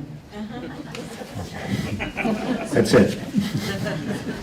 I'm not going to go page by page or paragraph by paragraph. I just want to hit some of the high points. In general, I am very much in agreement with Mr. Trinkhaus. This application is not ready for prime time. It's deficient and it's incomplete. Point in case, one of the things that I want to do first is to tell you that there's two people that have reviewed this. If you go all the way to the back, you see that it's also signed by my associate, Ms. Sigrun Godwin, who is also a registered soil scientist, also a professional wetland scientist. She's also an ecologist, and she's a qualified botanist. We do a lot of work, DP, for listed species. She was out with me in the field on January 24th. We got access from this fine gentleman's property here, Mr. Morgan, because, I'll let this lady get by. Pardon you. So we ended up, this is the Morgan property here, and it's 20-some acres, 20? About 11. About 11? Okay, I thought it was bigger, but anyhow, so we accessed this portion, and the reason for that is because we noticed that there's a wetland delineation that was done off-site, and this is probably the most important wetland, because it sits at the shadow of the development that's going to take place, right? So anything that's going on there is going to be recognized down here in this wetland that's just off-site. One thing that I have done through my career, I never, maybe I did a couple of times early on and then I was caught on it, I never delineate wetlands on properties that I'm not allowed to. And as far as I know, Mr. Morgan, and he'll speak for himself, did not give express permission to Ms. Mock to delineate this wetland. It's possible Ms. Mock didn't know where the property boundary was. And I say that because I noticed in her sketch of the wetlands in her report, it shows the entire wetland on the property, but as it turns out, it's not. So that's a problem. So Sigrun Godwin and myself ventured out here. At that point, we didn't know that Mr. Brogy had also been looking at this wetland. And now in retrospect, I know he was, because I was seeing these soil castings of holes that were done. I'm like, these look pretty new. And I was sure that delineation was done some time ago. We found flag number 20. We found probably what looked like flag number 17. It kind of shows that the configuration of the wetland is shown here. And we found out that the line should go up the hill between 25 and 30 feet, which should take the upland review area right into the building. Now, here's the problem. As far as I know, because I've talked to Mr. Morgan earlier, Ms. Mock is not allowed to go on his property anymore. The only person who's allowed to do the wetland delineation corrected, you're looking at him.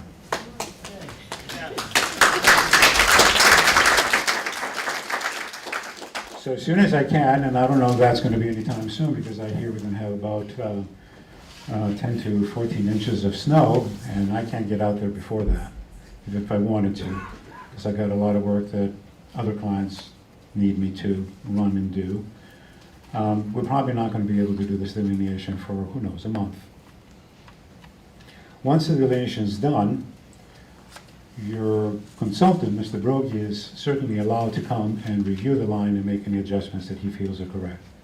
But based on what I saw from his castings, we're probably going to be within a few feet of each other. So this delineation from flag 14 or thereabouts to there will be done by me. And that's probably the most important because it will show you exactly where the upland review area, and then you'll have an idea of what the impacts might be vis-a-vis the upland review area.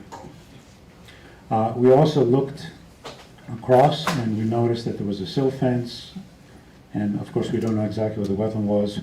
Mr. Brogy was concerned about this area because he thought that not only was there clearing within the upland review area, but potentially within some clearing within the wetland, possibly even disturbance. And I can't do that. That's for him to figure out. Okay, so that's important and is fundamental, because if you don't know where the wetland is, then this application is deficient. It's not even incomplete, it's deficient. If you don't know where the wetlands are, why do you have a wetland application? Okay. The next thing we did is, obviously we looked at all the plans. Even today I went online and saw Ms. Mock's response. I saw the engineer's response. I don't pretend to be an engineer, although maybe on Halloween.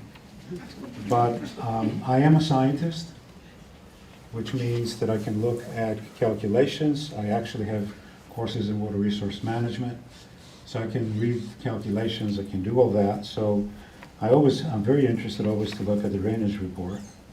And one of the things that I found in the drainage report that jumped out of the page at me, right, first and foremost, now you've heard before from Mr. Bellis that the property is about 6 acres or so.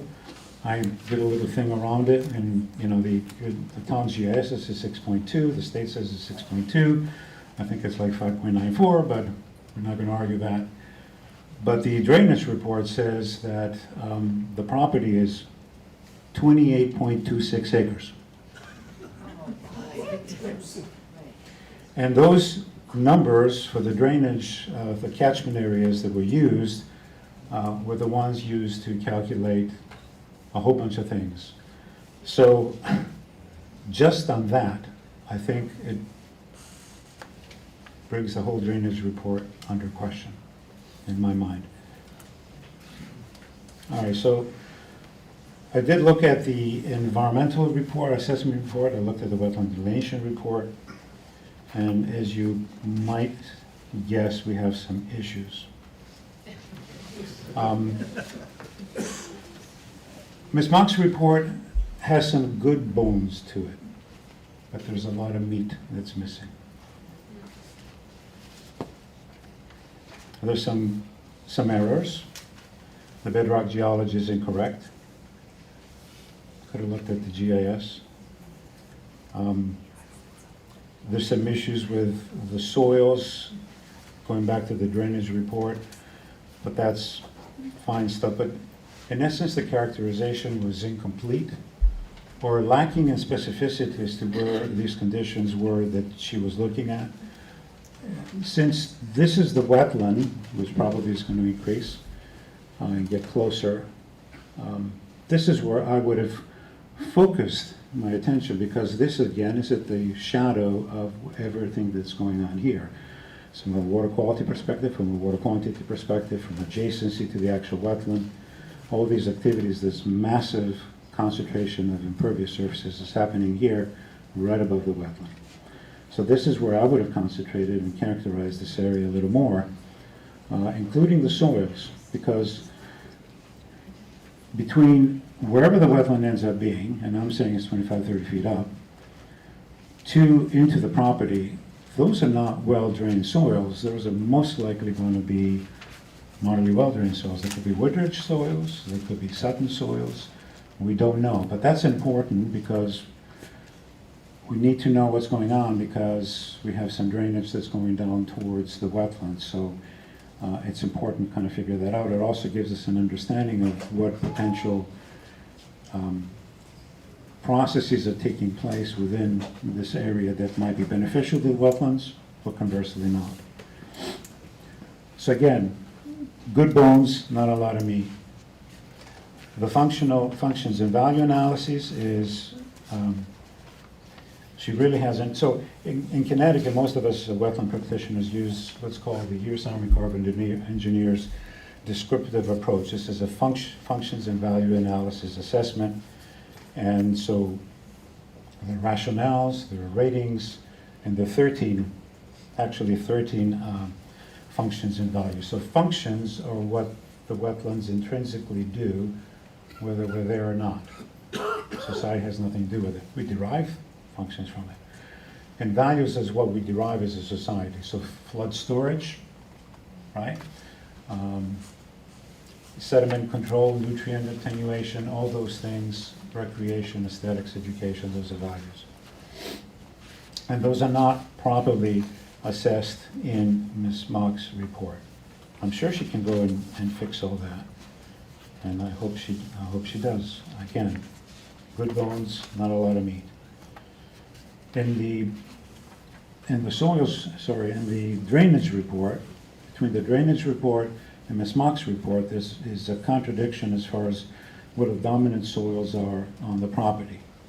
The drainage report says, and I can understand why, that the soils are well-drained aggloom soils.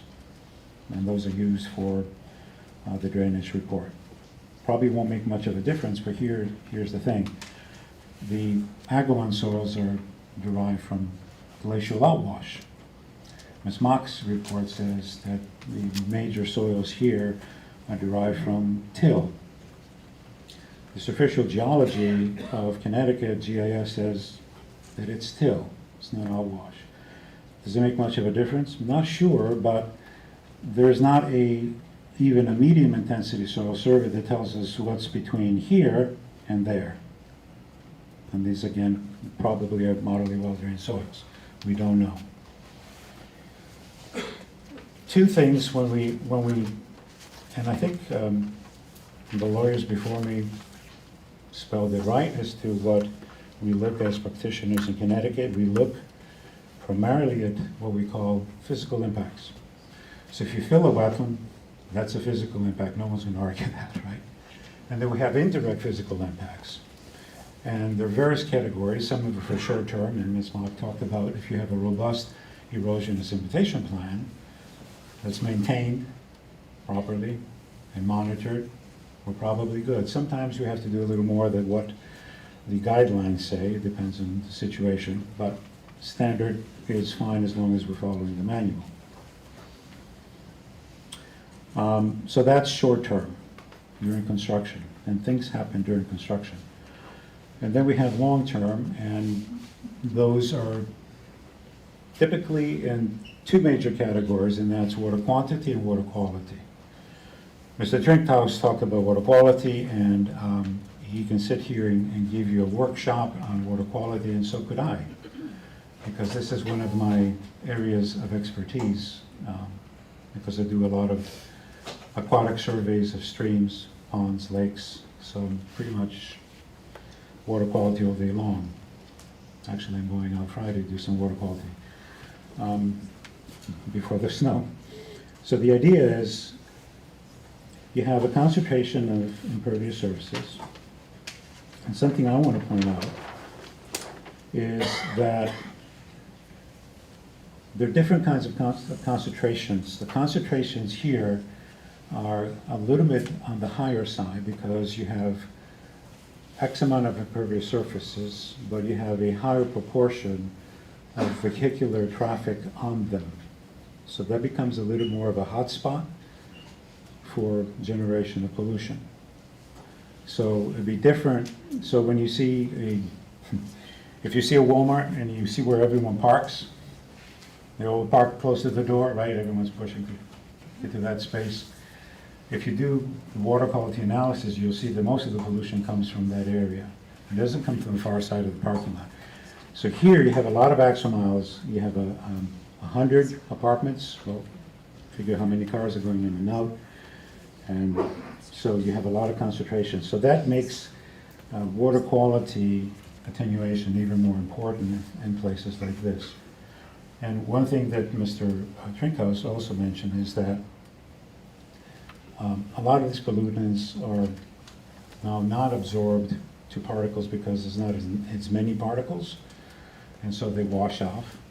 And the other thing, even metals, a high proportion of metals sometimes between 30 and 60% depending on the species, depending on a whole bunch of other factors, including the pH of the area, the pH of the rainstorm, etc., could be soluble, which means they just go right through.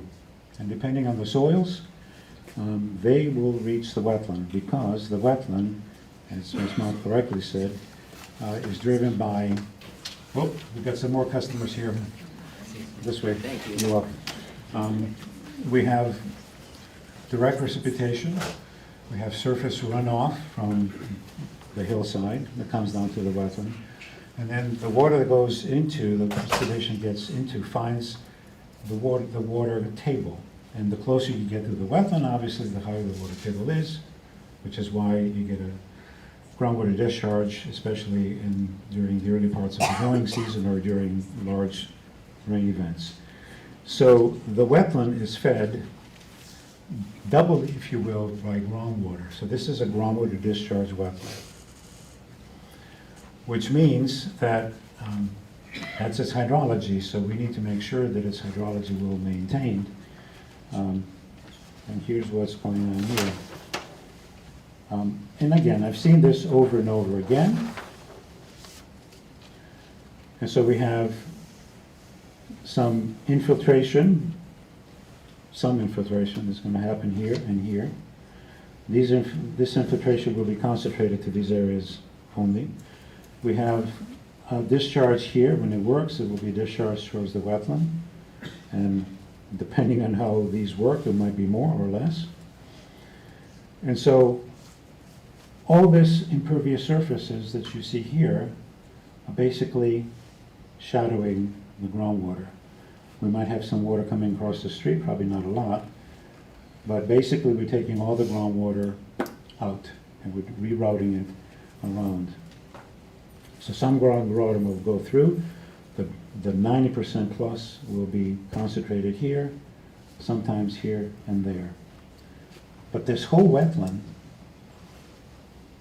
needs hydrology all along, and it's not getting it now. What's going to happen, there will be certain areas, maybe here, maybe down there, which will have more water, and more water is not necessarily a good thing. Someone mentioned that earlier.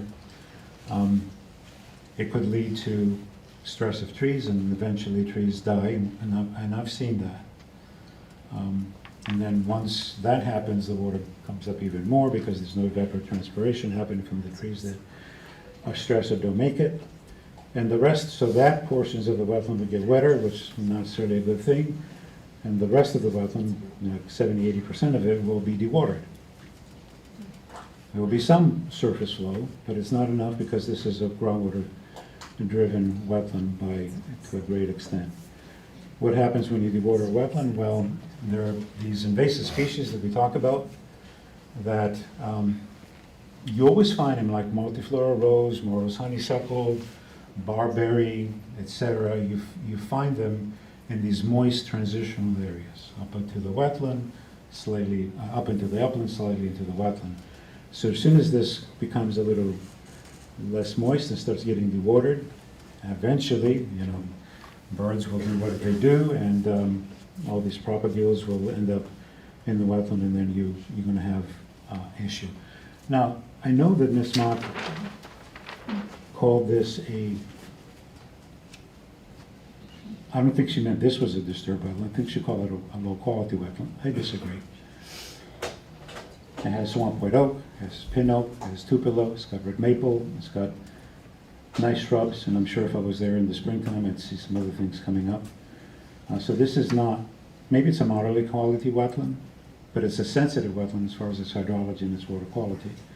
Most wetlands are. And then I heard this, and this is really not as germane to what's happening here. I'm hearing it in this area that he's just calling disturbed. Yes, there's some disturbance in there. We know that Eversource, they're not clean in what they do most of the time. They kind of trash things up. Sorry, Eversource. But within this area, there are little enclaves, maybe 50%, maybe 60% or more, which are highly productive, highly diverse. We saw swamp rose, we saw maleberry, we saw all kinds of sedges. And so let's not discount this wetland. this is a very nice wetland. Yes, there's some phragmites down that way.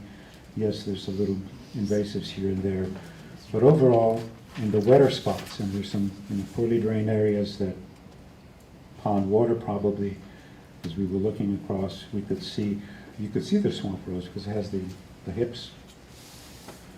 So it's most likely a nicer wetland than is been said. So anyhow, I could go on and on. The idea is that it's more likely than not, based on my review and based also on looking at Mr. Trinkow's work, that there will be more likely than not potential, more likely than not, impacts to the water quality of the wetland and also to the hydrology of the wetland. And so I would venture to say to the Commission that this application is not only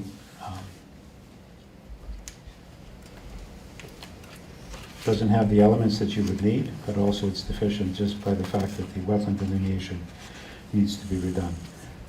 I could give you a lot more examples. I don't want to go into the weeds, literally maybe, of what we found.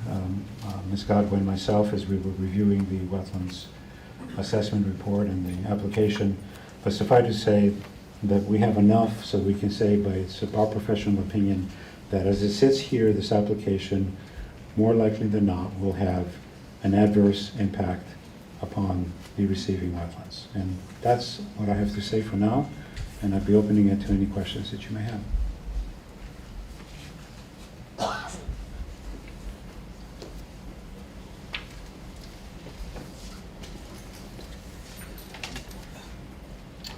Just a question on back to delineation.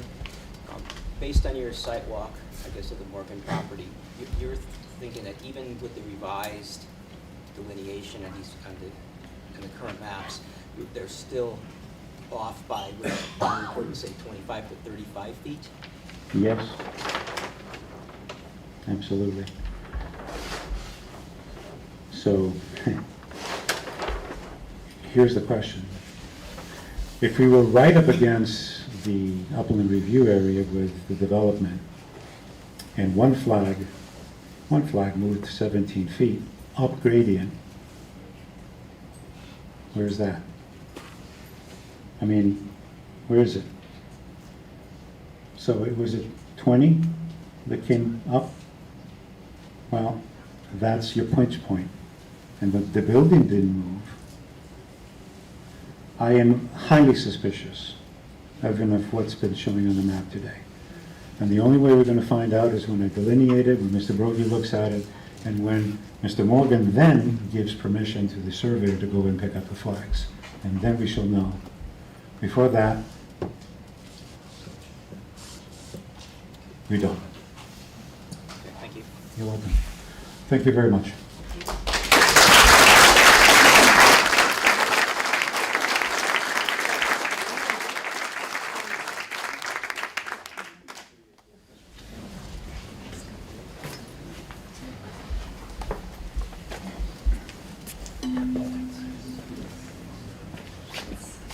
Hi everyone, I'm Peter Morgan. I'm here with my wife. Peter, could you just sign in on the sheet, please? Thank you.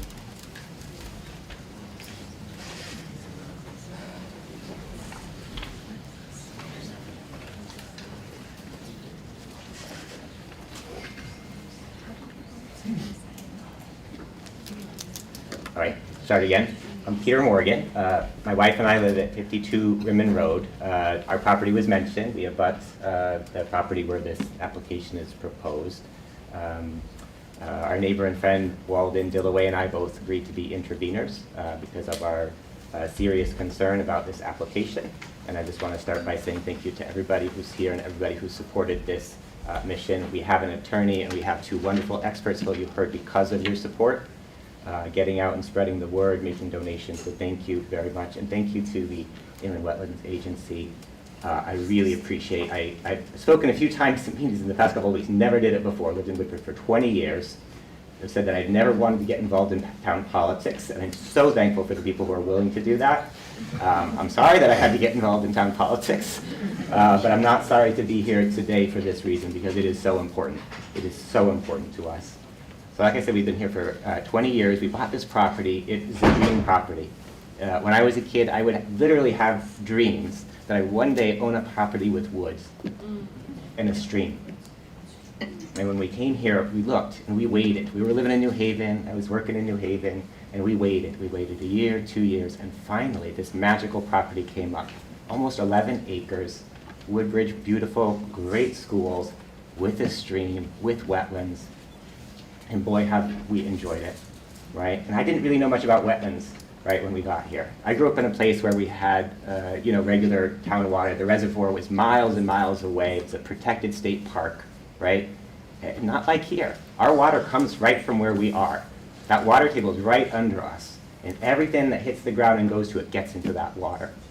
I didn't know then, but what do the wetlands do, right? They protect that water. They filter that water. They protect us, so that when we turn the tap on, when we moved into that house, we didn't have any kind of softener working. We didn't have a neutralizer working. None of that was working. We got the water tested. It was perfect. It was drinkable. It was a normal pH. It was beautiful water. Why is it beautiful water? Partly is because we have these protected wetlands. Right? And as we got to know the property and ventured more into the wetlands, it's just amazing what you could see. It's spring, it's in the evening, you walk into the woods, and there's a cacophony of the peepers, the frogs in the trees. You've heard them. It's beautiful, right? And you almost feel bad walking in because you know right in the area where you walk, they stop. And you can only hear them farther away. And then you walk a little farther, and they stop, and then you can hear the ones behind you start it up again. Right? We made it down to Racebrook, and we see in the stream, and what do I see? Almost the first day we were there, a crayfish in the stream. We see fish in the stream. There's all kinds of different frogs, not just the peepers, right? There's these wetland frogs, there's small ones, there's big ones, they pop in, all kinds of, it's beautiful. We've enjoyed it so much. And then I really start to understand what the wetlands do, and understand that we're stewards for that property. When we bought the property, the realtor, who's from the area, Wilmot, Kurt, I think maybe, probably long since retired, I don't know, but he said, look, right here is the line. You can't do anything on the other side of this line. And we just said, okay. And I didn't even know why, right? It's wetlands, it's protected, you can't do it, don't do it. It's really important. And he showed us the nature, he showed us the red-tailed hawk, right, flying over. That's the dream that we've been able to have. And since then, we really take it upon ourselves to protect that wetlands for our community. We have beautiful wetlands on the property. We have this swamp or bog or whatever it might be. I don't know. It's beautiful. It does so much. You know, I also think about, we've had droughts in the past few years. Times when Racebrook actually gets almost all the way dry, or sometimes even all the way dry. But there's still moisture in the wetlands that's slowly feeding our groundwater that makes sure our wells are not running dry. Right? That's another thing that our wetlands do. Do we want to risk that? No, of course we don't. We're all here. We don't want to risk that. This is where we live. Right? This is really important to us. The diversity of the plants, the animals, the meaning of that water to us, keeping our water safe is just too important. And we all know, Racebrook feeds into Weepawaga, it goes all the way, right? It's not just us, too. We're protecting this for the rest of the state. This is really about a whole larger community. So this is important. That's why and a lot of people here, we've done a lot of effort. Right? Right, Bonnie? Right, Paul? Right, Walden? I mean, there's so many of us here who've done so many things. Marguerite, Tina, I'm seeing just so many faces here. I know we've been getting together and making this real. Just again, thank you for that. Now, I know we put a lot of information to the agency, right? And we put it in last minute. That was part of the plan, And so I would be really surprised if you'd be able to say, look, tonight we can make a decision on this, right? There's so much to review. I almost feel like you can, right? And I'll tell you something else about myself. I'm a psychiatrist, and over the years I've had the opportunity to do some forensic psychiatry work, and I've testified in court many times as an expert witness. And what it comes down to, what the judge always really says is, usually if there's a contention, there's experts on both sides. Who's more credible, right? And I can tell you tonight, it is obvious who is more credible, right? And so what has the applicant and his team done? They trespassed on my property. They've cut down trees and then said that no trees would be cut down. That's because they already cut them down.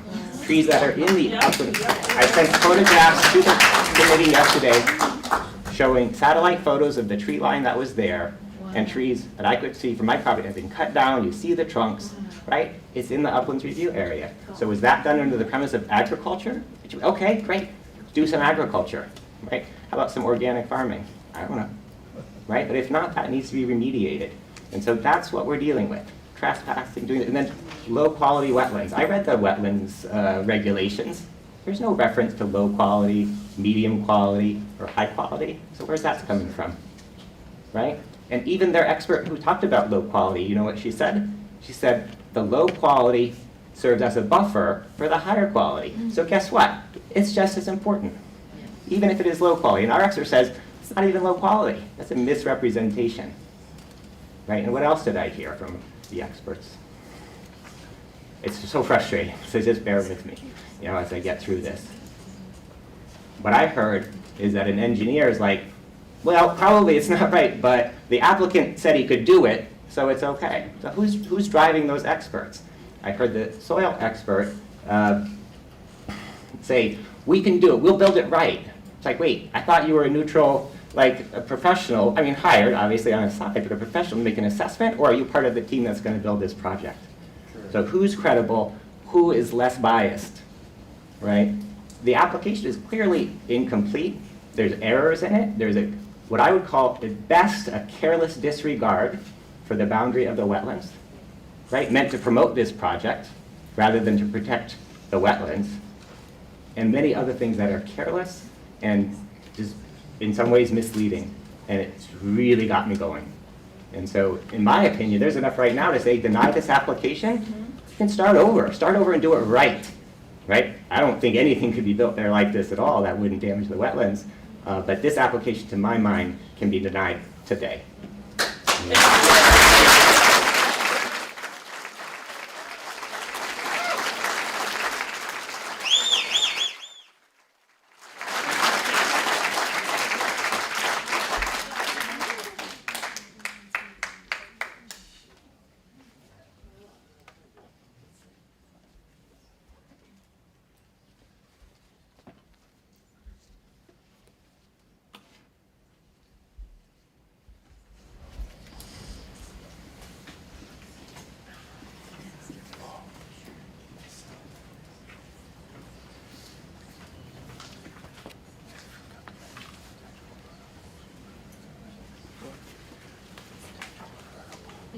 Okay.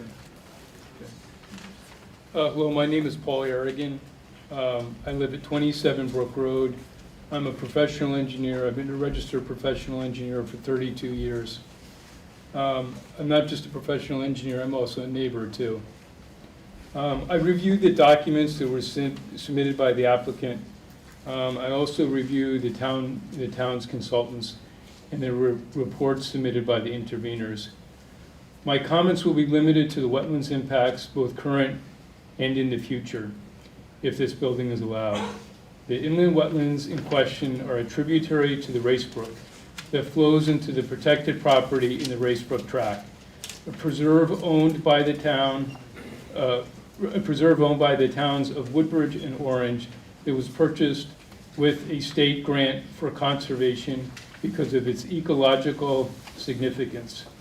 The Racebrook watershed flows into the Weppawag River in Orange and then into Long Island Sound in Milford.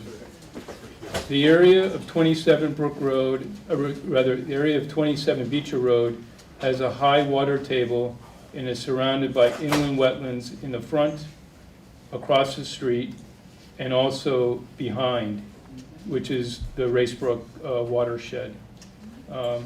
And also by wet properties on either side, north and south. As indicated in the Mock report, the Broggie report, and the Logan report, this type of inland wetlands ecosystem is particularly sensitive to disturbances from water load, pollution that causes changes in chemistry, and erosion, among other disturbances. Regarding the current conditions of the wetlands, I have a couple pictures here that I'll pass off to Chris to take a look at. One of them is an aerial photograph taken in 2023 that is available on the town's GIS website that shows a lot of vegetation that is no longer there in the wetlands.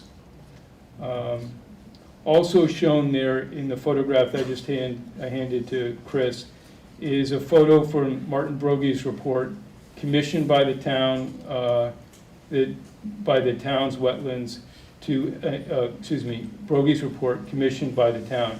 The wetlands have been altered, removing vegetation and what also appears to be earthwork in the wetlands. As is apparent in the photo that I just passed along from Martin Brogie's report on page 3, which shows a silt fence in the middle of the wetlands. Why would you have a silt fence in the middle of the wetlands if you didn't do earthwork? This is concerning because that is a regulated area, and as such, alterations of the wetlands is not permitted. These alterations to the wetlands are very concerning. The town should investigate and require the wetlands that have been disturbed to be restored by the applicant.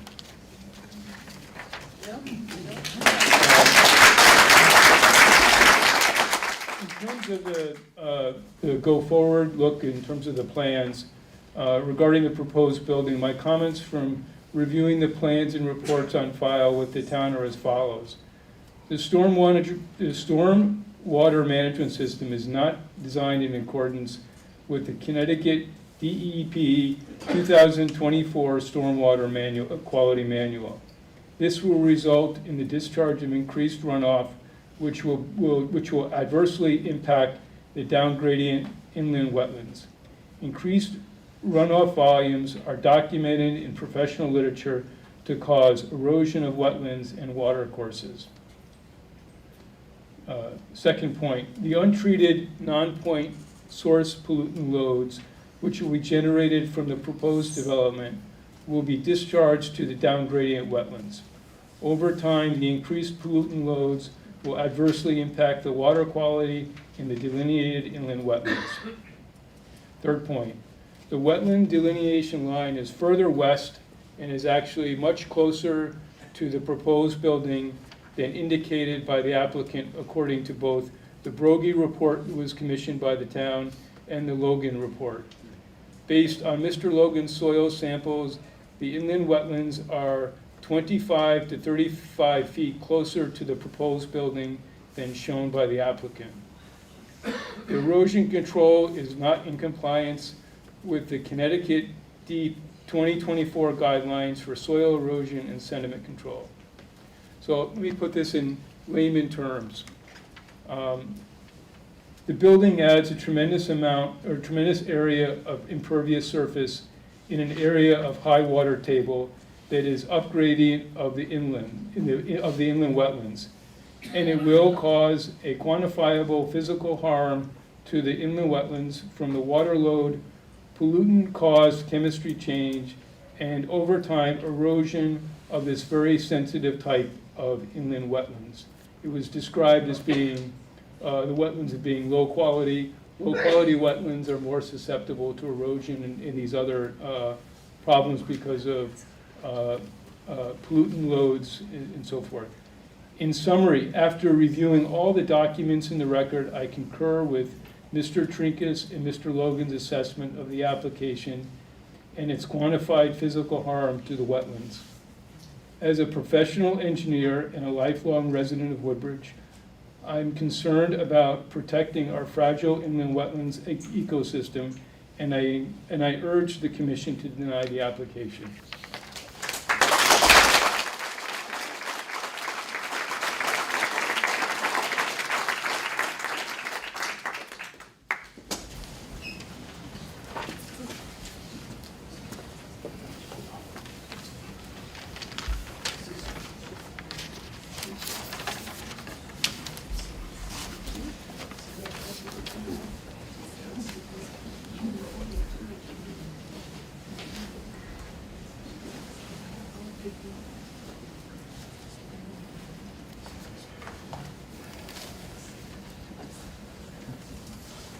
Hello, I am Walden DeLoy, 1196 Johnson Road, Woodbridge. I am not an engineer, but I'm certain that, like I am, you are also aware of the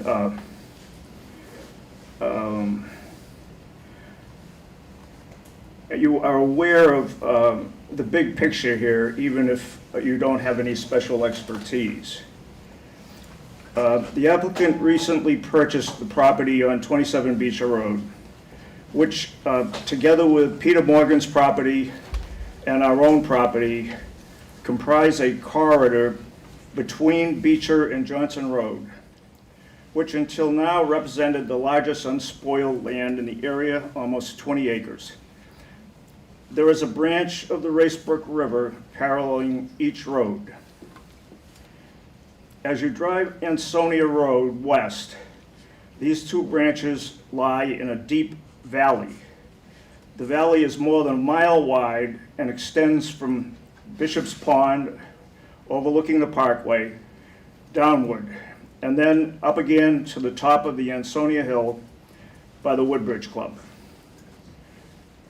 We believe that this corridor that sits at the bottom of that valley should not be further developed, and we request the right to be an intervener. When you study the map,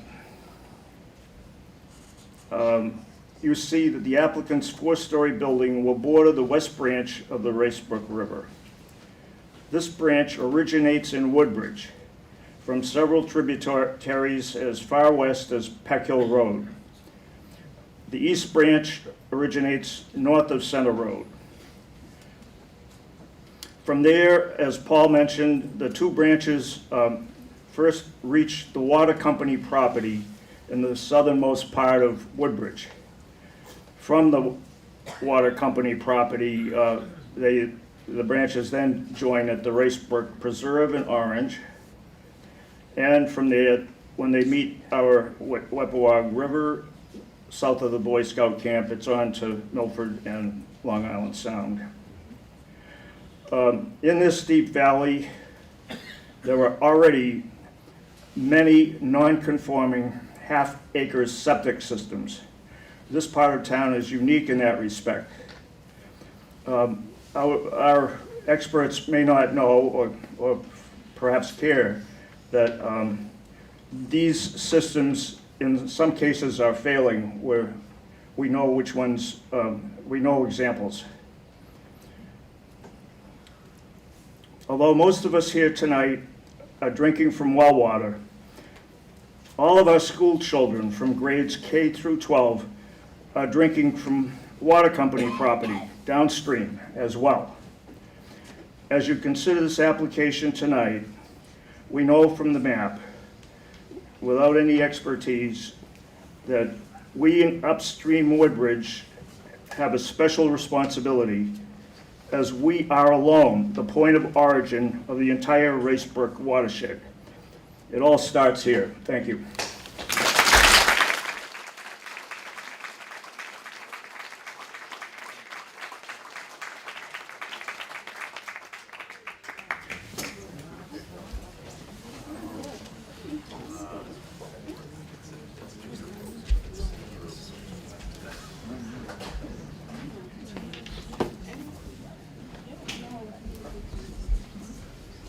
Nick, I have a question. Are the interveners who are listed on these petitions the only ones speaking during the interviewer's time? Yeah, at this point, unless there's any other experts that the interveners want to put forward, I'll defer to Attorney Shansky. If not, I think we could probably move to the public. Is that it? Okay, so I'm getting a nod from Attorney Shansky. That's it for the interveners. So I'm sorry, was I not supposed to come up? Just a moment, ma'am. Yeah. So yeah, I think you can move to the public. If, as usual, if we try to keep comments to 3 minutes, so we can get through everybody, or anyone who wants to speak. Your discretion, Mr. Chairman. Yes, if we could keep it to 3 minutes, knowing that there are very few seats left, I think that everybody would appreciate that. Please begin. Hi, Bonnie Blake, 64 Beecher Road, lifelong resident of Woodbridge. Bought my current house in 1978 because I want to move back to town and raise a family here. We have experts that spoke much more eloquently than I can about the wetlands, but I do want to touch upon the point of credibility and trust. There were a lot of errors in the application. This is a developer who has systematically destroyed the Luciani Street neighborhood. He has disregarded the rules, the Inland Wetlands Agency and the zoning of Woodbridge. He has disregarded the neighbors, disrespected them. And this property at 27 Beecher, he cut down acres of beautiful trees. So saying he's preserving trees, no, he cut them down. He bulldozed the property. And now he wants to tear down 2 historic homes. I know that's not your purview, but I think that disrespect for our town, these beautiful farmhouse and a barn, and the destruction of farmland in an historic neighborhood right across from our only grade school, goes far in speaking to the kind of person this is and his credibility.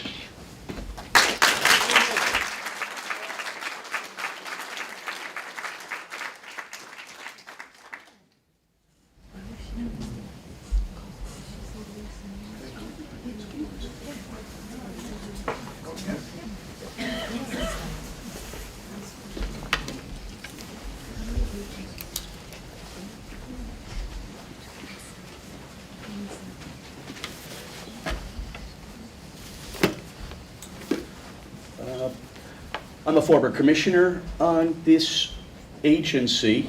To my former commissioners, greetings. To the new commissioners, wishing you all the best, and thank you for serving. I made some observations. After reviewing the Fuller Engineering set of civil plans, as revised, the level spreader relocation and the wetland flag number 20 relocation, the wetland delineation of Ms. Moak, and as it was revised with the flag revision at some point, I've also reviewed Mr. Brogie's report, and which I expect he will reply to Ms. Moak's report. So I'll begin with, I have 13 or 14 questions. Why don't the Fuller plans directly refer to and state a reliance upon the wetland delineation of Ms. Moak on page 1 of the plans? So page 1 of the plans shows the wetland delineation, but it doesn't tie it to any wetland investigation. These flags just appear out of nowhere. So I'm wondering, why is the engineer dissociating itself from the wetland delineation? Why is the plan cover sheet the apparent wetland delineation, but without ever stating it on the sheet? Why doesn't Mr. Quill of Fuller specifically mention Ms. Moak's delineation when he refers to it in his January 14 letter concerning the revised plan? Why is there a discrepancy between page 5 diagram in the Moak wetland delineation line in January 10th delineation, and why is that different from her same wetland delineation on page 6 of her October 25 environmental assessment? So Ms. Moak has prepared 2 different wetland delineation lines. One is above the property line to the west, the other is south of the property line, and that's where I think we're going to find that 25, 30, maybe 40 feet of additional upland review area toward the west and probably toward the southeast too. Flags number 4 and 5 were also called into question. So why is Ms. Moak producing 2 different wetland delineations, one on January 10 and one in October 25, that are vastly different in the way that they relate to the construction? The Fuller plan appears to operate off the MOCA environmental assessment page 6 diagram. Why did Fuller choose that one and not the Moak wetland delineation? So why did it choose one of those competing Moak delineations over the other? Was there any discussion between these 2 parties about why the engineer chose that one? Why are the topo lines on page 5 of the Moak wetland delineation blurred so they cannot be read or correlated with the Fuller maps? Does the wetland delineation on the western edge of the main wetland actually run along the 276, 274 topo line as depicted on the Moak wetland delineation? Or does it instead run along the 288 and 289 topo line as depicted on Moak's environmental assessment? After the Brogy review and identification of conditions... Thank you. After the Brogy review and identification of conditions discrepancy at flag 20, why did she make that change, but she didn't make the change at flags 4 and 5, where Mr. Brogy identified that there was a discrepancy there? So what was it that she saw that she agreed with Mr. Brogy at one point, but she disagreed with him at another, and both of these points are at critical wetland delineation points because they will impinge if they're changed on the construction location where that building's going to be placed. Just another moment. Why should the agency believe Ms. Moak's wetland delineation in light of the Broggie challenge, especially where Broggie produces proof of his findings in the field with a photograph of his auger with a soil core in it? But we have no proof of any borings by Moak, not even log borings, not even a photograph. So that's a concern. Will the agency require a new wetland delineation, perhaps by Broggie or another? Please, I know that you have more questions. It's been past 3 minutes. Can you please allow somebody else to come back up, and perhaps you can come back and finish your questions? Thank you. And so, if Mr. Broggie is correct and the wetland delineation by Moak at flags 20, 4, and 5 are moved to south and southwest respectively, that will impact the size of the project and the location of the construction. Just like to say, I think that Mr. Attorney Bellis has misstated the trigger for jurisdiction by the agency. I think that Attorney Shansky has hit it correctly. The definitions in our town of a regulated activity surely encompass what we're talking about here. And I just would like to say in conclusion that I believe this agency has heard enough tonight that it could feel comfortable getting ready to deny the application. Thank you.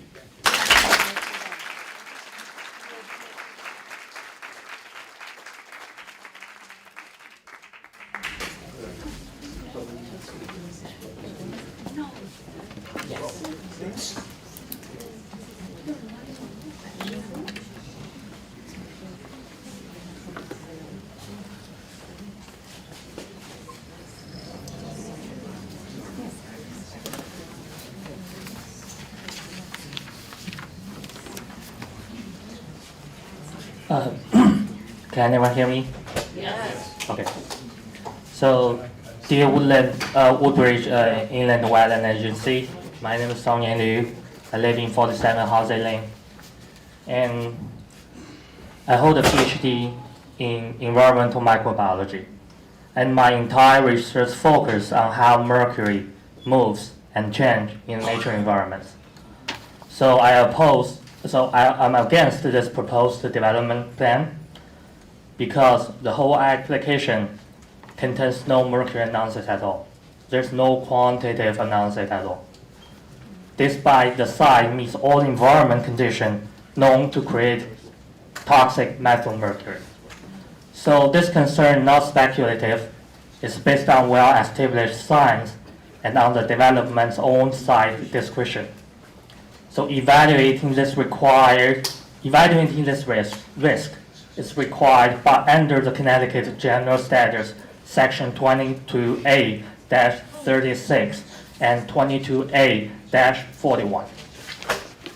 So the development reports describe a forest wetland with very poorly drained wetland soil. There are seasonal saturation shallow groundwater.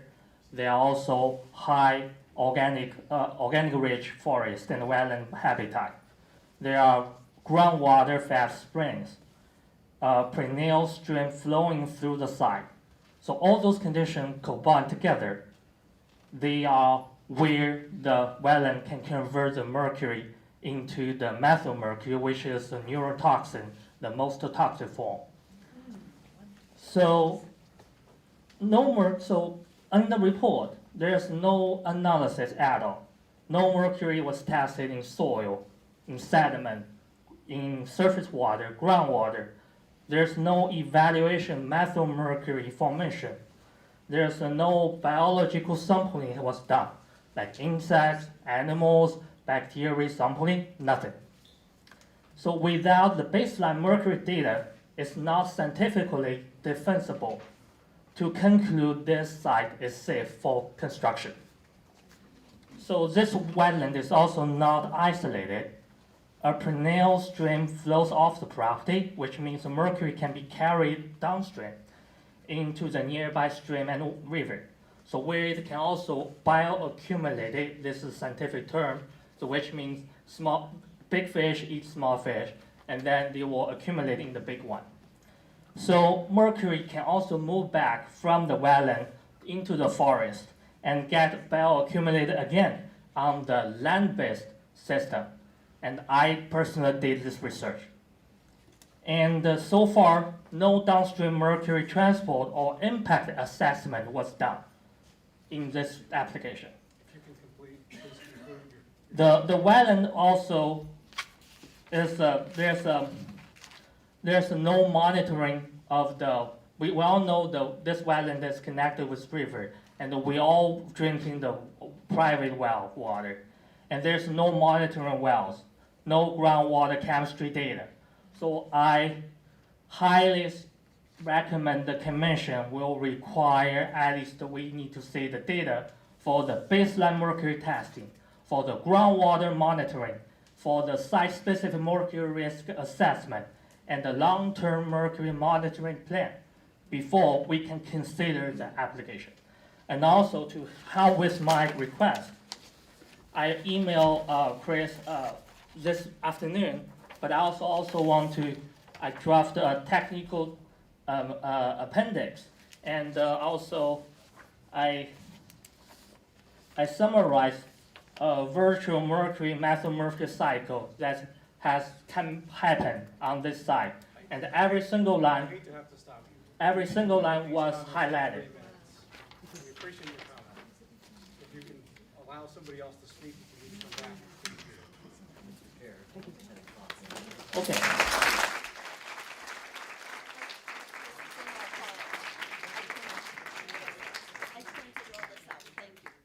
But I require all the files will be shared in the full length online. That was a safe Ben, and that's scary. They will. Hi, I'm here with my missus. We live on 1211 Johnson Road. Tina, who's been great with flyers, God bless you, and everyone here and people I'm getting to know.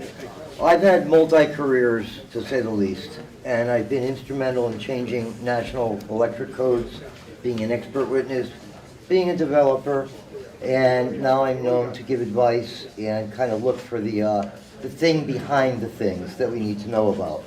I'm known as an intuitive, and I do a lot of work with professionals of the nature of the Smithsonian, the FBI, the state police, etc. And one thing that wasn't mentioned here, it was about chemicals, but a recent discovery wasn't really made well known, except for some scientists a few years back. Does everybody here, are you aware of the rise of autism? Like 10 times? Do we all know that the main reason for that is the 4th and 5th generation that's in the ground from the farms in the 30s and 40s of DDT? You start disturbing that land, and I guarantee there's going to be families that are going to have wonderful children, but it's going to be one task raising them, because I work with at least 6 clients who have that problem and that gift and that wonder, but it's not fun. And anything we could do, people here, you're stewards of this town. This is a town that has its commercial area, its built area, and its highland area is open to people of all races, religions, people who worked hard to be here. You're here to protect it. Please remember, that's your job. Protect our land, please. Thank you, everybody.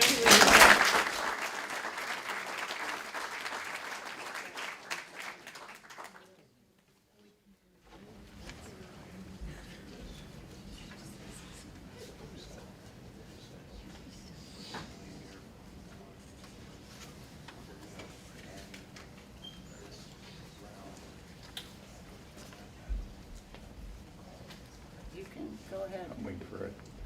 Attorney stuff. If you can keep it to 3 minutes, it would be appreciated. I'll be on it. Okay, Bob Hill, 68 Acorn Hill Road, in Woodbridge. Been here for 28 years. I really enjoy the way the makeup of the town. Listen to Peter thinking about the stream that goes behind my house. And I can remember many years ago getting advice from Christine about where I could put a shed to make sure that it didn't screw up the wetlands. Okay, so honor that and really appreciate want to thank some other people here tonight. 15 days ago, Woodbridge Neighbors Group was named and formed, and a number of us contributed to that cause, Peter being really one fostering that, Paul Harrigan here, and Walden and the rest of the group, Bonnie Blake and a bunch of us. And in the last 15 days, to see that group pull together, being at the transfer station in the snow, passing out flyers, Mara Teneri, who I don't think he's here now, my neighbors here, so many neighbors here working together. And one of the things we discussed at that first meeting was this wasn't just a Beecher Road issue, this is a Woodbridge issue. We all need to stick together. And I thank all of you who also showed up at the Zoning Board of Appeals meeting about the solar panels to help us there. So if you haven't already contributed to this group, I suggest you see Paul before you leave here tonight, or Peter in that way. Pretty clear, there's a lot of smart people that spoke here tonight, and really the work that this board, and thank you for what you do in dedicating your time, really, and congratulations, Nick, you're right on the hot seat right from the first meeting, okay? But we're very confident in your ability to be able to have the group make the right decision. Marjorie, obviously, having seen your work in the past, really terrific job.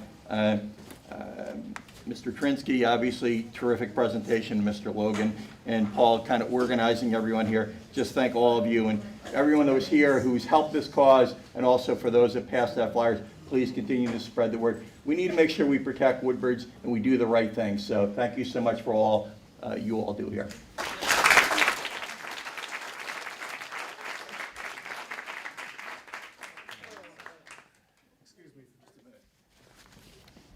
We're going to, unless the commission opposes, I think we should take continued comment until 10:15, at which time the commission can vote to continue this, as I know there are many more of you that wish to speak, but it is getting late. So please continue. Okay. Good evening. Yeah, we're all getting a little tired.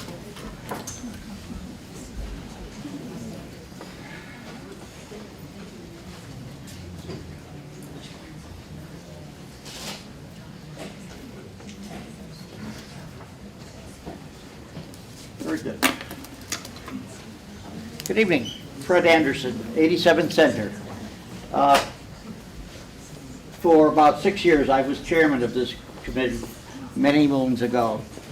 But it also taught me to understand some of the operations and how you can feel sort of leaned on. But it brings me back to, I spent 15 years in the town of Weston guiding essentially developers through the process such that all of the committees, including wetlands and planning and zoning, all met the regulations, including building department I was liaison with. Anyway, one of the things that we always had to worry about was defining an activity. Is it a regulated activity? Is it a significant impact? And one of the biggest issues, well, no, it's a water course or it's a wetland. Well, maybe it's not. But if it's a wetland and water course, it can be controlled off-site even, if what's off-site affects your on-site, and vice versa.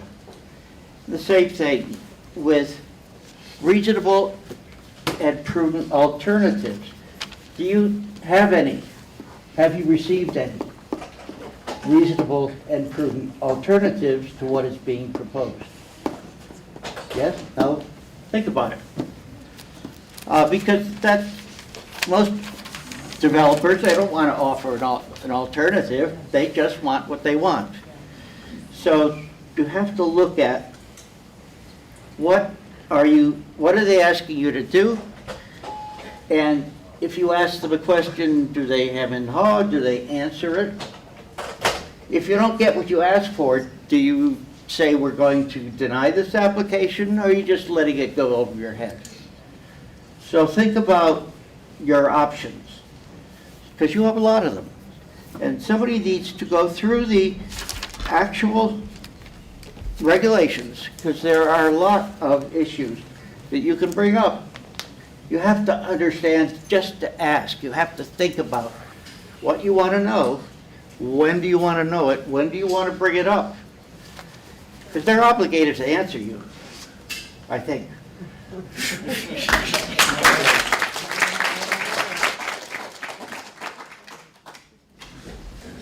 Hello everyone, I know it's too late and I didn't want to speak or say anything. My name is Hafsa Nawaz, I'm a primary care physician and a proud resident of Woodbridge for the last 26 years. I chose Woodbridge, my home, as an immigrant from Pakistan. The reason, not only for the school system, but for its clean environment. But I'll you just one minute of your time. I went through the epidemic, the pandemic of COVID-19, and also recently the flu epidemic. I see patients all the way from Stamford to the Hartford. I'm a primary care physician. People come. I work in Hamden. I have write so many death certificates during COVID time. It's very personally affected me, and also this flu was ravaged and many people died. None from the Woodbridge. Why? The reason is the wetland is the kidney for an environment. They take our pollutants away from our system, from our environment. Do not destroy that. This will destroy our town. Yes, the building you showed, the beautiful building, I work in those buildings. I work in assisted living facilities, I work in nursing homes, and I wrote lots of death certificates over there. Woodbridge is different than that. Please protect that. Thank you.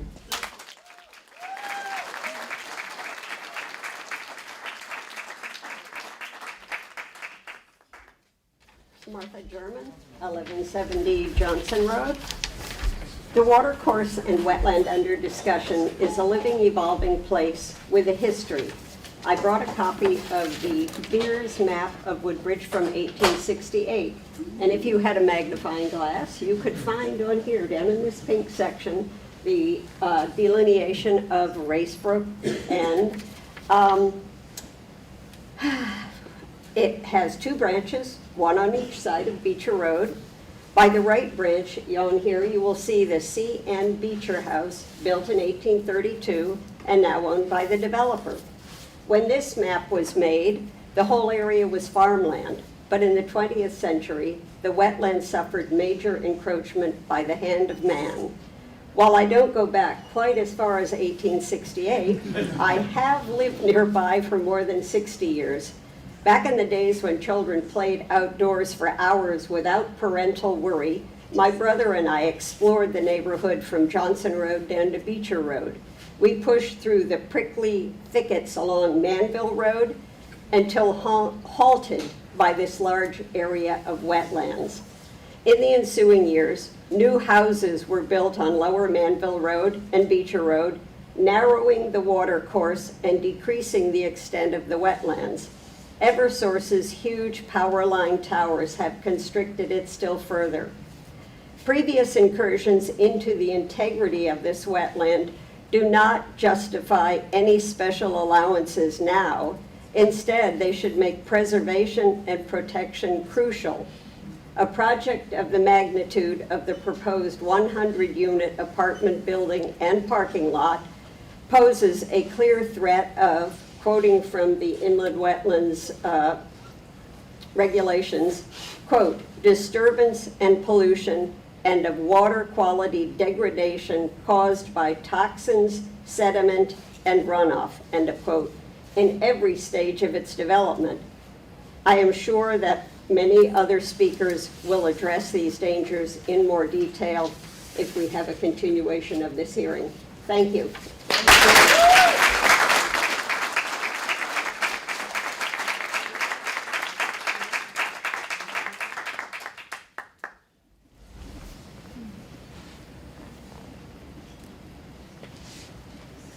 Do we ask for a motion that this hearing is continued? No. Did anyone do it, or does one of the commissioners have to do that? We're trying to get as much public comment in as we can, and then we're going to continue it. They can do it on their own. If this can be the final comment for tonight, please.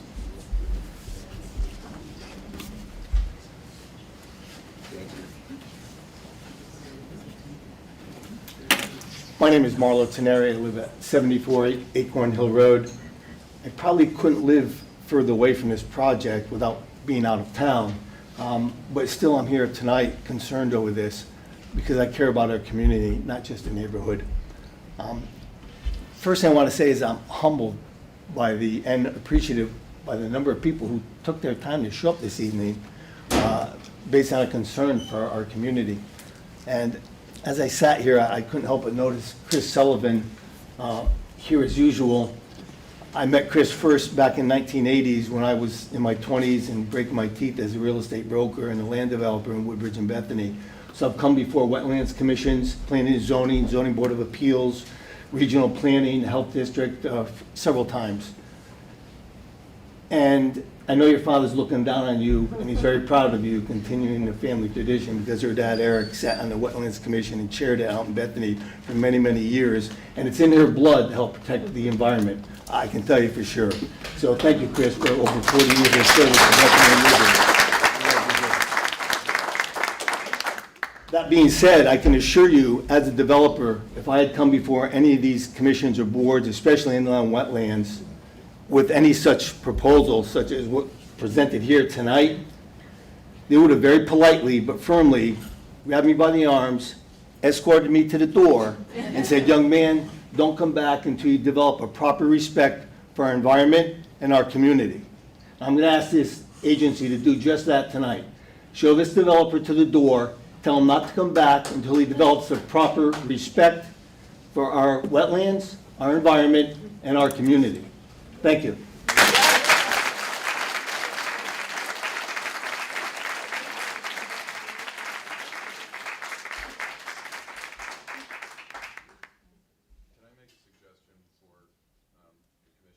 Action, presumably to continue the hearing. The commission has obviously received a lot of information recently. There's questions asked about, actually I'll rephrase that. There may be a lot of questions that this agency wants to ask of the applicant, perhaps, of others, perhaps.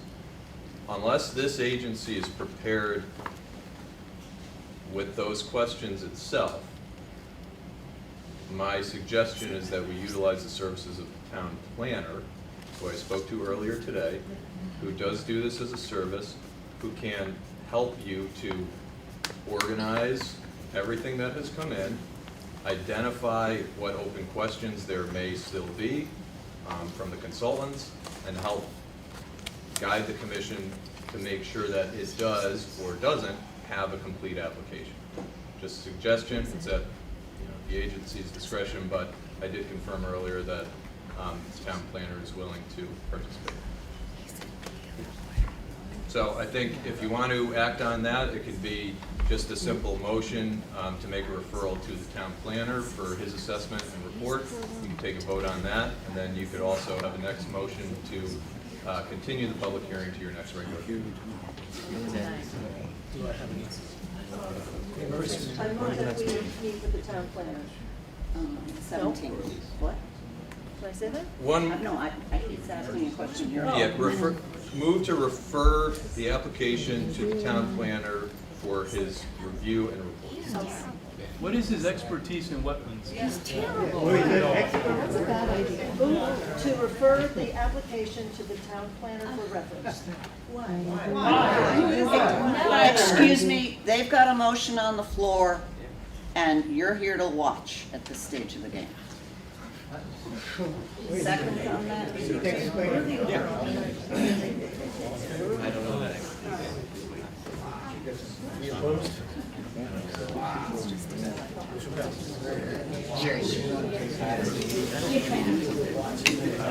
Jack has made a motion to continue the hearing. To our next meeting. Just give me a second to get up. I love your walking stick. It's gorgeous. Thank you. There you go. Thank you so much. Okay. It's a little heavy, yeah? What is the date? It would be the 18th of February, and we would be back here. February 18th? Yes. There was a second on that? I'm sorry, go ahead. Jack, and Henri, second, thank you. All in favor? Okay. See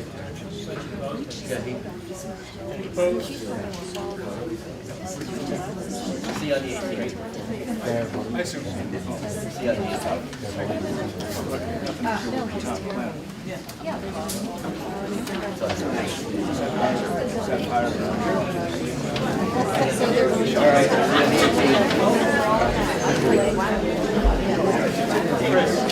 Doug. Yeah, they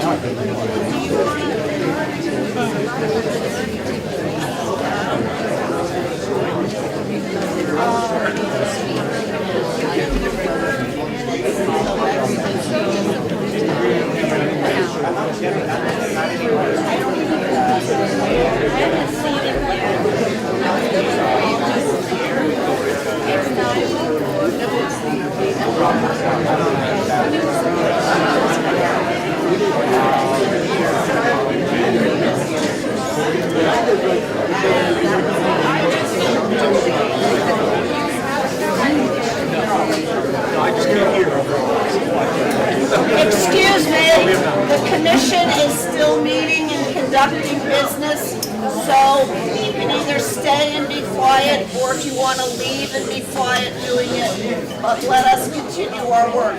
Thank you very much. All right, so on the show cause here, can we move that to? Why don't you try to move it to March, because it's dealing with the plantings, and you're not gonna get done now anyway.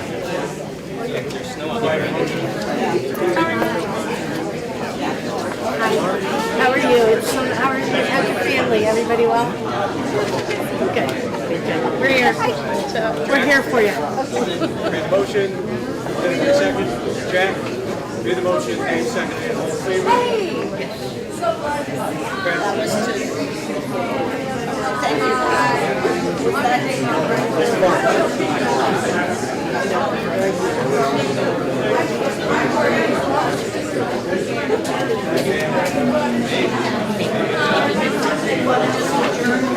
I was going to say, do you have anything